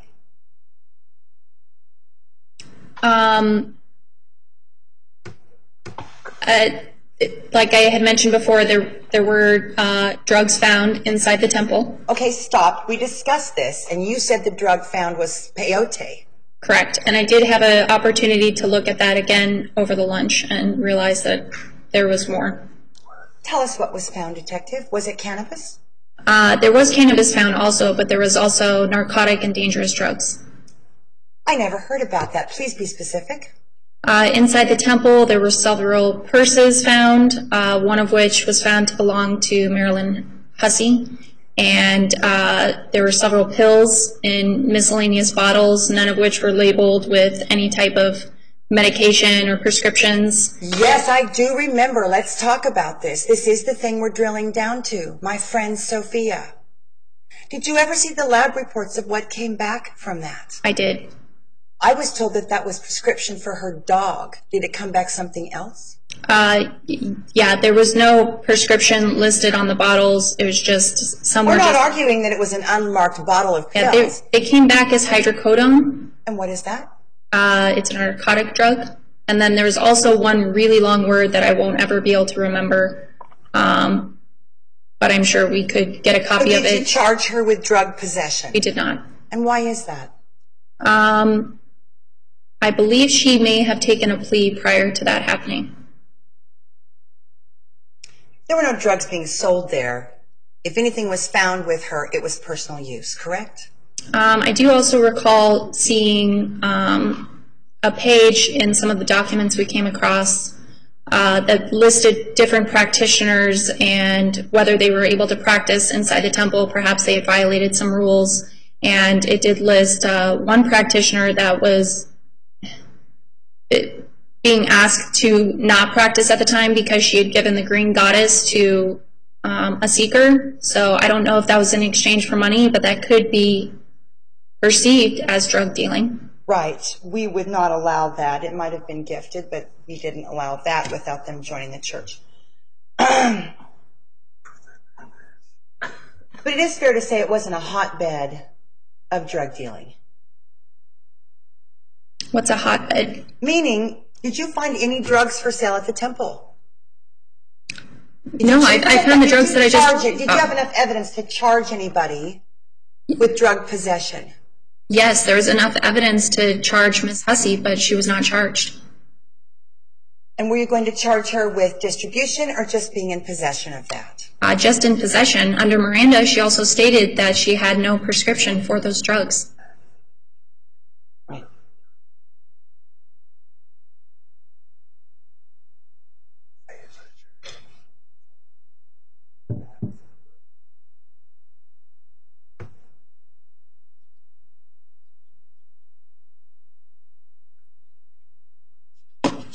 At what point in time between February and September did Maricopa County Prosecutor's Office flow in to support you in this case? I don't know exactly when. I know that we spoke with the county attorney's office at times to give them updates on the investigation. And then there would have been some meetings that occurred prior to the original grand jury indictment. And that would have involved Maricopa County Attorney's Office? Yes. Okay.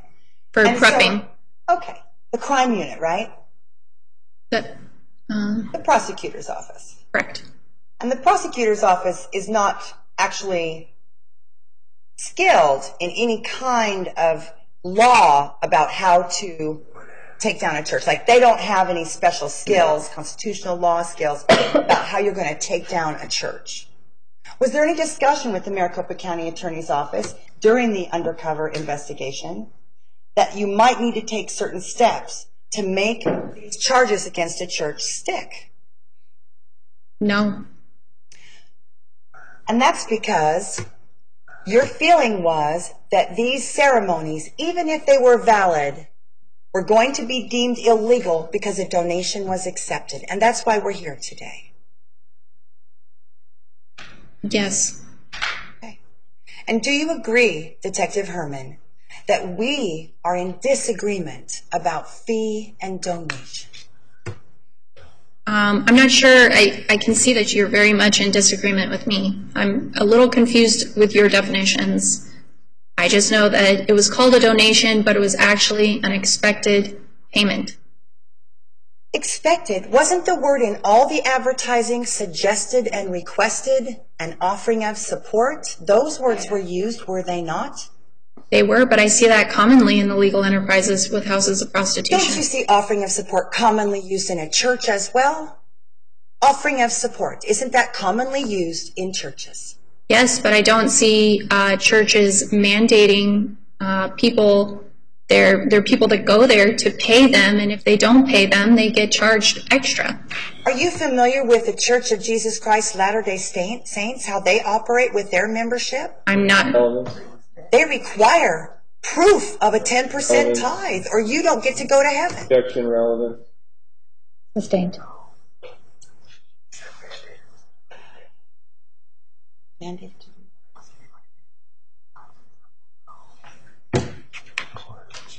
I already talked about that.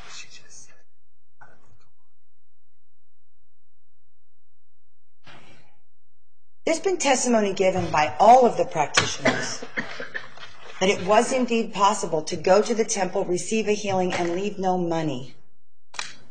And if that's true, what is the fee when someone leaves nothing? What is the fee there? Because it is requested, and then they didn't give it.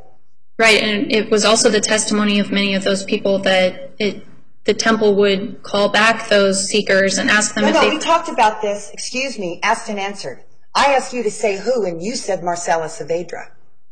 I have some other names if you'd like to know. No, I spoke with Janet Craven in this courtroom, and it became very clear, is it possible, Detective, that the phone calls were only made when the women harassed the gate to do so because they were worried that they didn't do a good job, they thought the person might have forgot, and when Janet was asked if this was a routine policy, she laughed and said no. And then I asked her, when did you do it? And she said, only if someone was really upset. Judge. Is it possible, Detective, that that's the reality and not that we did it routinely? Is that possible? And that's not the way it was described. By who? I want you to name them right now so I can get into the notes and we'll refute this. I remember Please name Marcella... who said that we routinely call people who don't give money. I remember Marcella Saavedra. Yes, we heard that. Tamara Brusso. Tamara Brusso is dead, and you guys made her die through no Sure, contest. please. I'm sorry. The jury will disregard Ms. Elise. Tamara, you will not speak of her. She's dead. Thank you. Who else? Who else said that we routinely call the seekers? I don't even believe that Tamara said that, actually. Your Honor. Can you believe that? Ms. Elise, Ms. Elise, why don't you approach, please? Approach.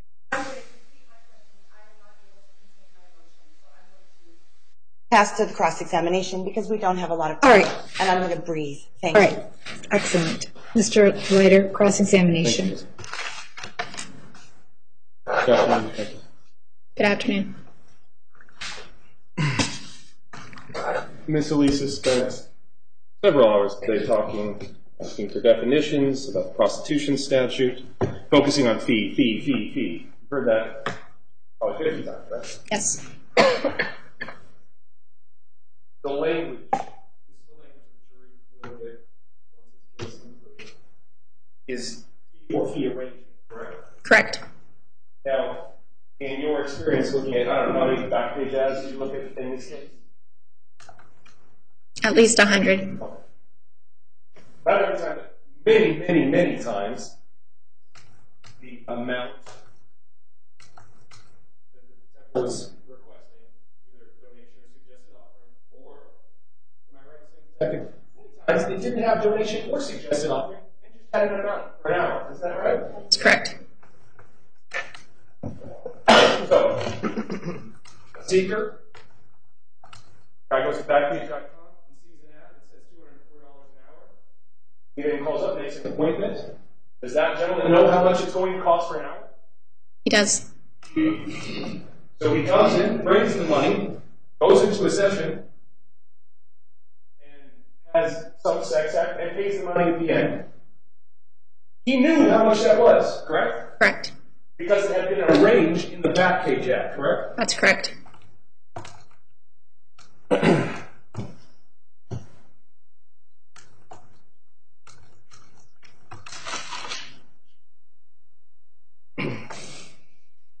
Ms. Elise tried to analogize, compare Phoenix Gospel to various programs offered by the city of Phoenix, various other nonprofit groups to kind of help women who have found themselves in the prostitution world kind of get out of that world. Is that correct? That's correct. Do any of those programs that you were aware of, either offered by City of Phoenix, some case churches, in some cases nonprofits, require as a part of helping them get out of prostitution, teach them to do sex acts to help them get out of prostitution? Have you ever run across anything like that? Never.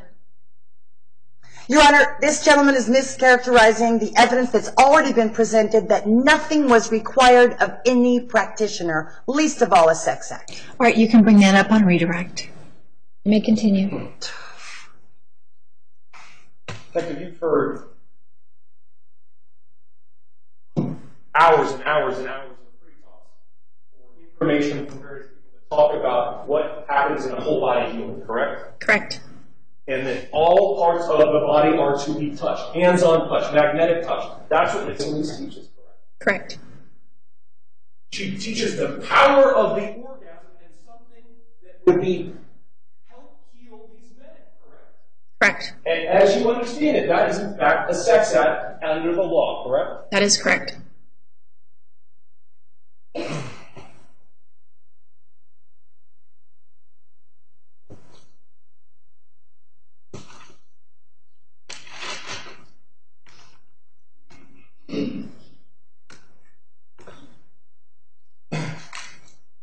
Detective, in your experience, is there, fair to say there's a lot of incorrect beliefs by prostitutes out there as far as what the prostitution law says and means? Is that fair? Yes. In your experience, is there a belief that there's actually got to be money that goes from John, is the seeker's hand, into the hands of the person doing the sex act, correct? Yes. As you understand, have been taught and interpret the law, is that in fact the case that money actually has to be exchanged? No.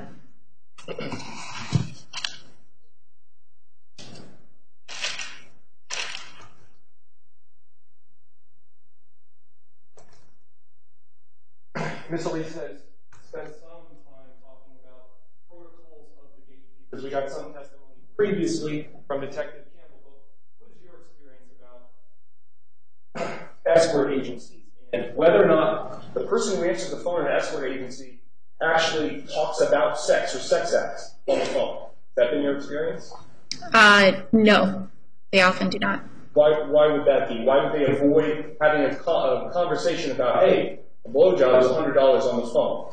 Because they're worried about being caught by law enforcement.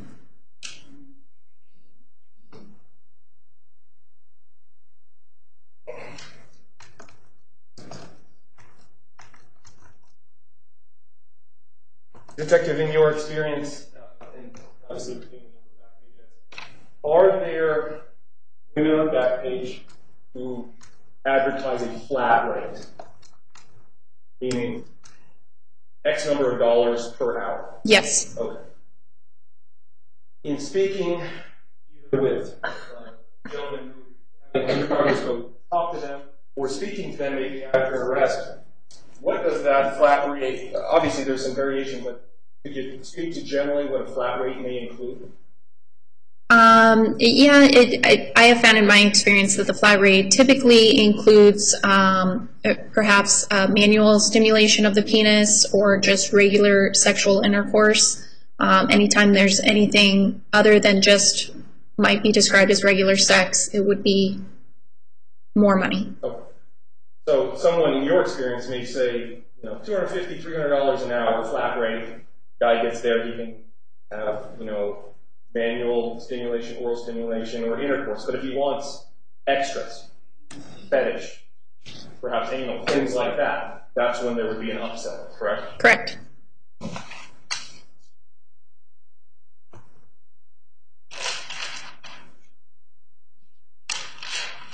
You approach briefly, Judge? Yes.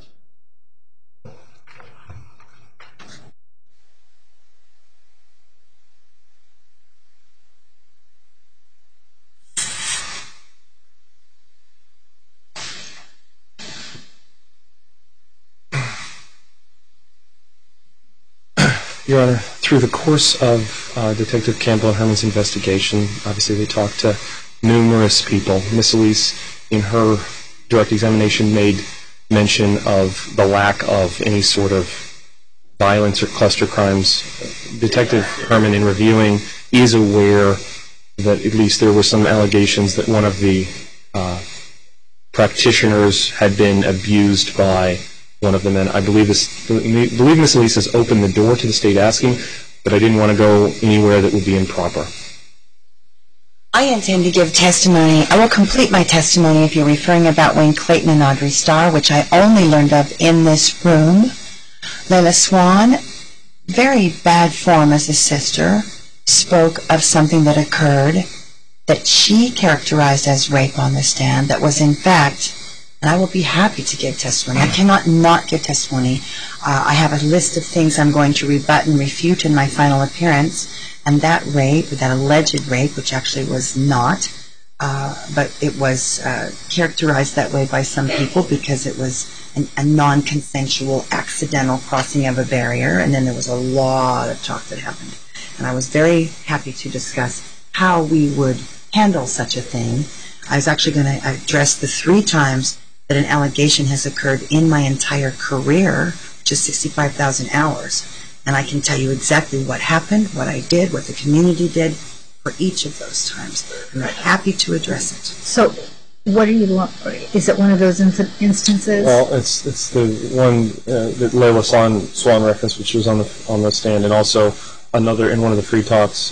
Detective Herman learned that Guinevere had been severely bruised in a non-consensual encounter in one of her sessions. Are you objecting to that?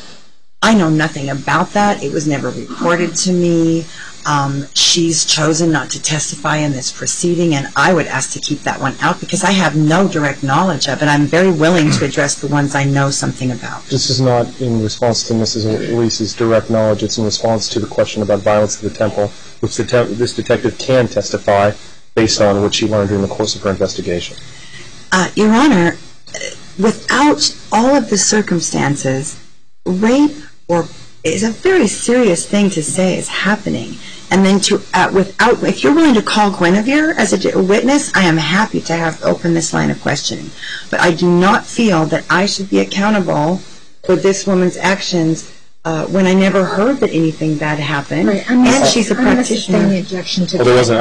I was prefacing this with the court before I got into it. What's it happening? I'm sorry.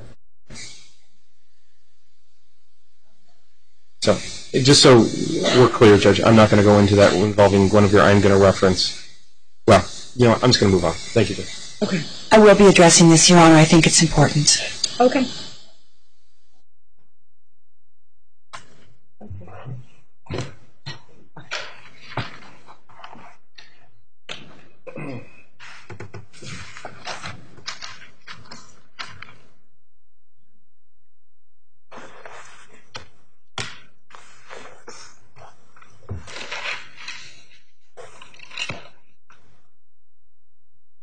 Detective, has it been your experience in interviewing various women who have found themselves in the prostitution world that while they may advertise on Backpage, that men come, respond to the ad, want something specific, those women are not willing to? Yes. And it's been your experience, and through your experience, you've learned that a lot of times they say, look, I'll do this, but I won't do this other thing that you want. That's correct. And was that the same experience and knowledge that you learned in your investigation that there were women who would be willing to do some things, kind of a baseline, whole body healing, but then they didn't want to take it to the next level? Yes, some of them. Some women, in the course of your investigation, doing the free talks, doing interviews, indicated that they were not comfortable engaging in sexual intercourse or what the temple referred to as sacred union, right? Correct. Through the course of that same investigation, you learned that many times those women who were not comfortable with that specific act being requested of them would then get the gatekeeper involved, the gatekeeper, correct? Correct. And then what did you learn about the gatekeeper's interaction with a man who wants maybe sex with one of the practitioners who don't want to have sex?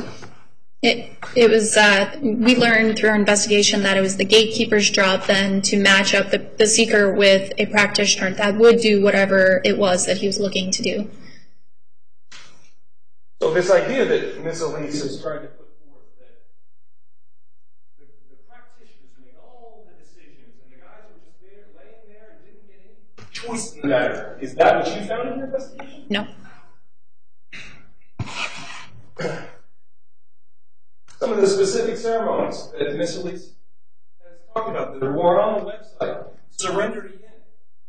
That's something specific. If a man wants a dominatrix session, that's what happens. Surrender to yin, correct? That's correct.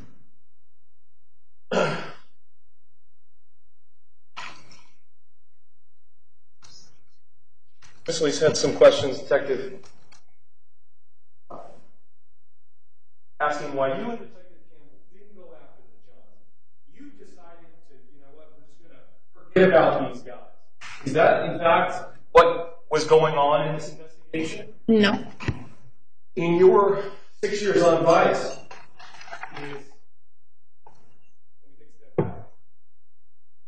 there are different aspects of how you work as a detective, correct? Yes. In this particular case, the Phoenix Goddess Temple investigation, you were focused on determining whether or not there were acts of prostitution going on at the Phoenix Goddess Temple, correct? That's correct. There are many other operations or aspects of your work as a detective where you focus on taking down Johns. Is that correct? That's correct. And the procedures and how you investigate, it's quite different than what happened here, correct? Yes. How so? Well, if we were looking to arrest a buyer of sex, there would be different things that we would need to do. We would have to prove, that they had engaged in sex or were offering to or soliciting prostitution. And that's not what we were doing here. We were proving that prostitution was occurring in sessions. Where you, Detective Furman, or other female undercovers are trying to go after Johns is getting enough evidence to actually charge a John in a case like this investigation difficult? I'm sorry, could you repeat the question? Sure. In the situations where you, as a part of your job, target Johns, or you have an operation to kind of take down Johns, most of the time that includes you, Detective Campbell, other female detectives acting as equals, correct? That's correct. In this case, with the exception of going into the interviews, you were not actually acting as a decoy to take down a John, correct? That's correct. So getting a license plate where various people at the temple, what could you have done with that information? Well, could you have charged somebody who had their car was at the temple at some point? Could you have charged a man with acting as a John? No. That's not enough evidence? It's not.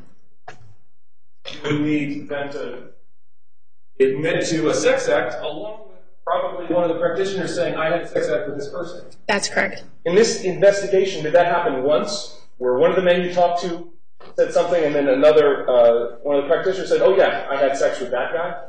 No.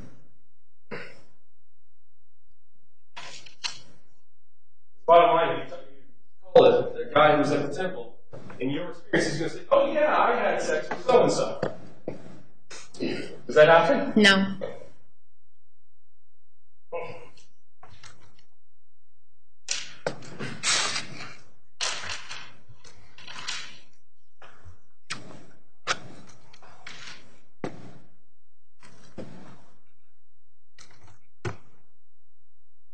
Detective, there was some mention of a former prosecutor involved in this case.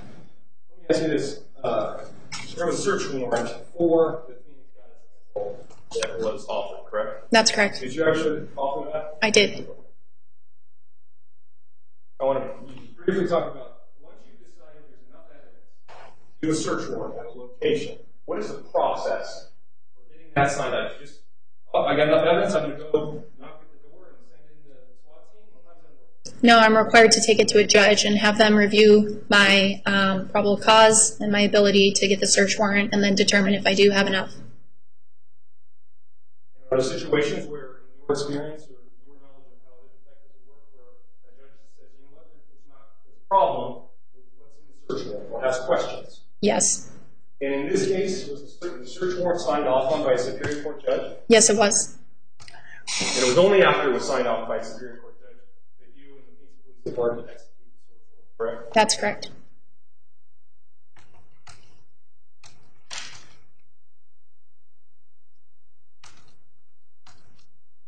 Or Ms. Elise alluded to the fact where you could have found out if anybody was on drugs or something like that. Was anybody's DNA, any of the practitioners, or any of the people that were involved in this investigation, was any of their DNA taken? No. I object. Yes, it was. Multiple times. DNA was Approach, taken. please. Approach, please.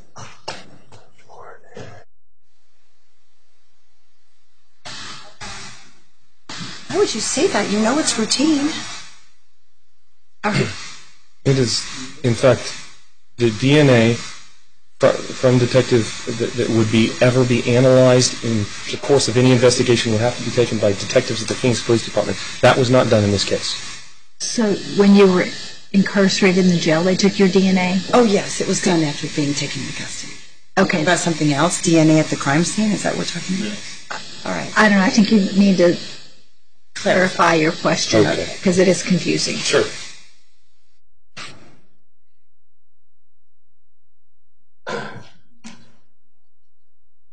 Detective, you remember when we asked you a question about how you could have determined whether or not any of the practitioners were on drugs or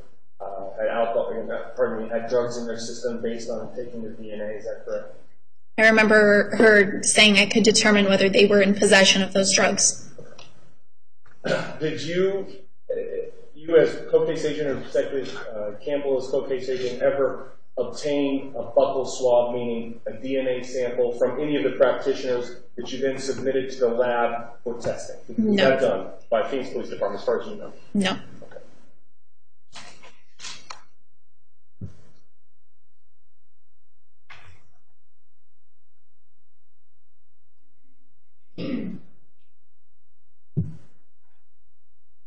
Similarly, because that wasn't done, and because blood was not taken by you or Detective Berman, determining whether or not anyone had an STD, sexually transmitted disease, you were not able to make that determination.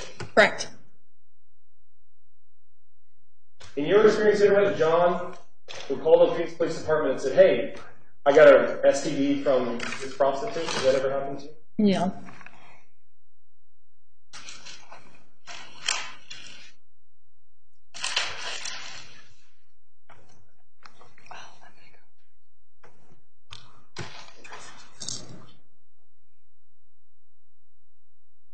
Detective, Ms. Elise referenced the undercover, the undercover deals that were recorded multiple times. Do you remember that? Yes. Are you aware that Ms. Elise actually ended up keeping some of the money that Detective Galbraith had offered? Yes. You're aware that Rebecca Carrera also kept some of the money? Yes.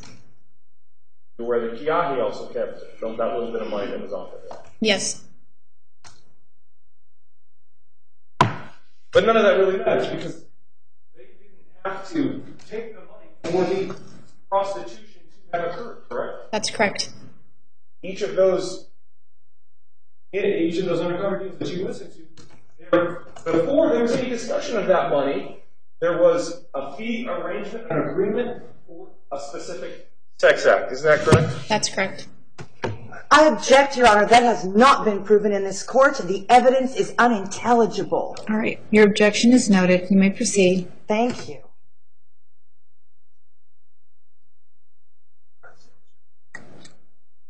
At any point up till the search warrant was executed, were you ever presented with the Oklahoma Native American stuff? No. Not until you found it on the computer. When you did do exhaustive computer analysis, did you even learn about that? Correct? Yes. Does that mean anything to your investigation? No. Does what's up there on the screen mean you can't execute a search warrant cited by Superior Court judge at the Phoenix Constable? No.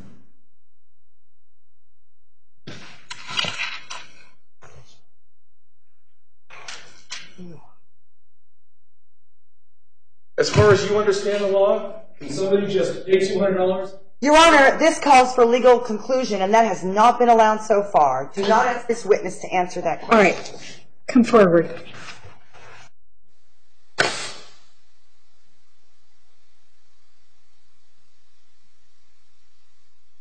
Okay, what was your question going to be? My question was, are you aware if someone can pay $200, claim to be part of a Native American church, and then say the law doesn't apply to them? And your objection to that?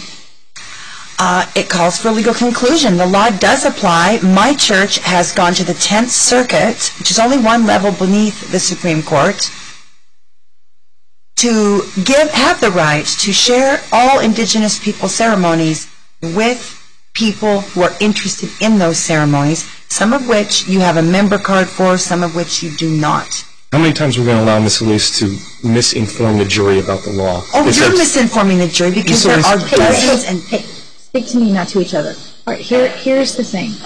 You brought up the Native American church, so the state will be allowed to follow up on the significance of the church status. There's some juror questions here in any event about that issue. Sure. So the significance of being a member of the Native American church and whether that would have affected, if she had known it beforehand, how that would have affected it, her investigation, and if it would have made a difference. You're allowed to proceed with that area.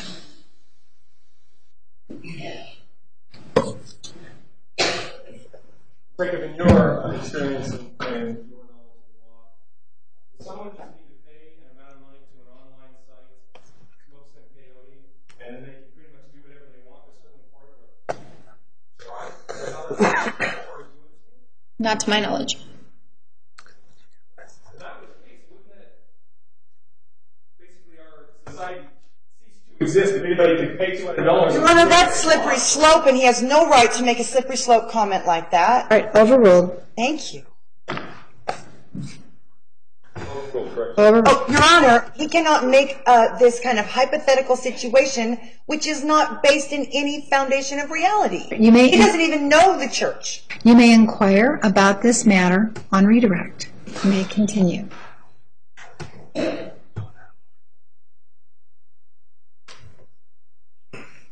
Ms. Elise made a number of comments about how the undercover detectives would force the conversation about sex and money. And you don't disagree that in at least the three that have been referenced, the deal with Keaki, the deal with Aphrodite, and the deal with Ms. Elise. The alleged deals that has not been determined by this court. Restate your question. The undercover operations involving those three practitioners. You can ask another question about those questions. Yes.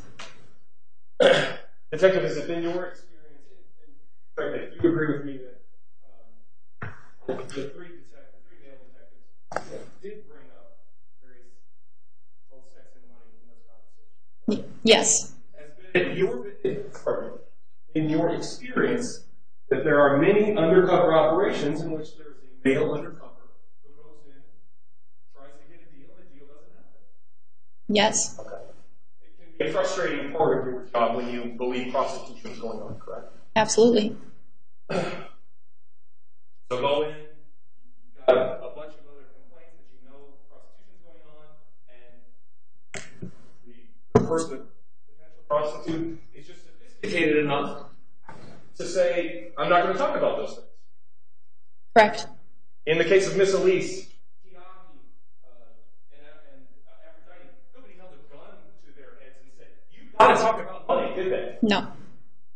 In fact, in this very investigation up in Sedona, there was a practitioner who did not agree to a prostitution, correct? I think that occurred here in Phoenix, outside of the Phoenix Goddess Temple. Thank you. And specifically, we're talking about there was another deal with, or attempted one with Debbie Ma, correct? Correct. Who was a woman by the name of Holly also? That's correct.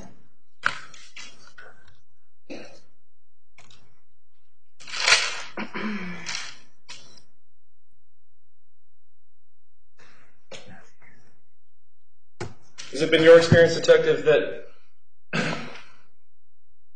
there are women who, whatever their practice, and I think you said 30 to 35% sometimes are willing to take money at the end, correct? Correct. Okay. But sometimes they just get ripped off. Have you ever come across that? Yes, often. Typically, they could call the police, but in your experience, they don't call the police. No. Just the cost of doing business for somebody not to leave money. Correct. Plenty of stores advertise a specific amount of price. They get ripped off. Yes. People go into a restaurant, order something, dining dash, they get ripped off. Correct.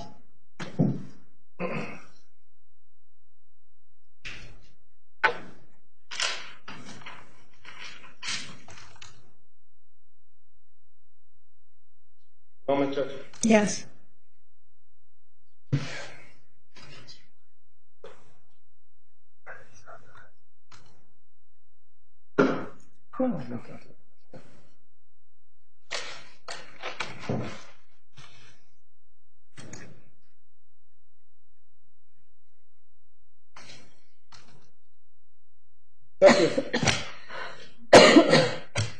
You would agree with me that there were a number of people that were not ultimately arrested who had taught at the temple, who had stayed at the temple, and those were people that were not doing session, correct? That's correct. Was there a stated goal, either stated or sort of implied goal, to take down the Phoenix Goddess Temple? No. Instead, the goal was to stop the acts of prostitution, not any sort of sexual healing or the good things the temple may have been doing, correct? That's correct.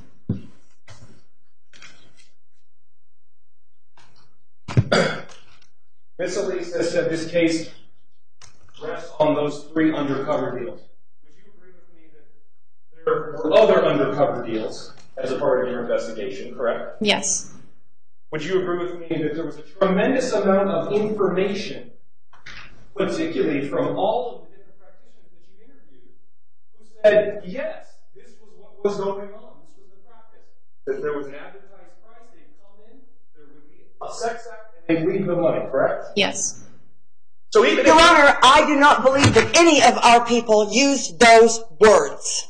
And I would ask the state to prove that our people used those exact words, because when you substitute their words for our words, it sounds very different. Overruled. You may continue, Mr. Leiter. So, Detective, even if for some reason these 3 undercover deals were to disappear, you still have more than enough information from all of the free talks and all the information from the practitioners and the frequently asked questions on the website to say that acts of prostitution were going on at the Phoenix Goddess Temple, correct? Yes.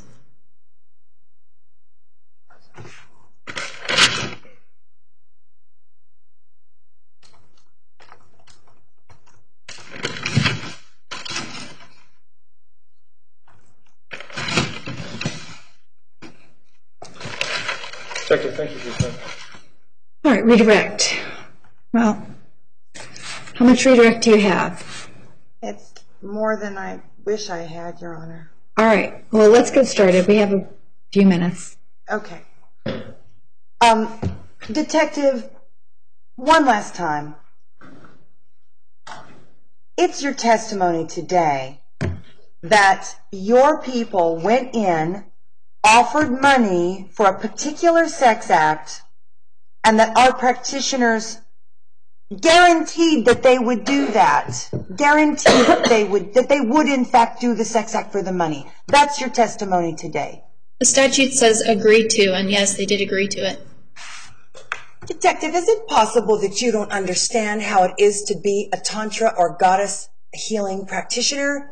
That you can say yes to the possibility, but you won't know if you're going to do it until you're in the moment. So it's not a guaranteed product or service because you don't know if it's going to co-create like that. Is it possible you don't understand a system like that? It's possible that I don't understand a tantra healer. Doesn't a prostitute do her sex acts to get money? Is that why she does it? Most often. Is there other reasons that prostitutes do sex acts except to get the money? I think if they're being trafficked, they're doing it because they want to be housed or they don't want some sort of ramification. Well, let's not talk about that because we know that wasn't happening at the temple. Let's talk about women who are in their free will, in their sovereignty.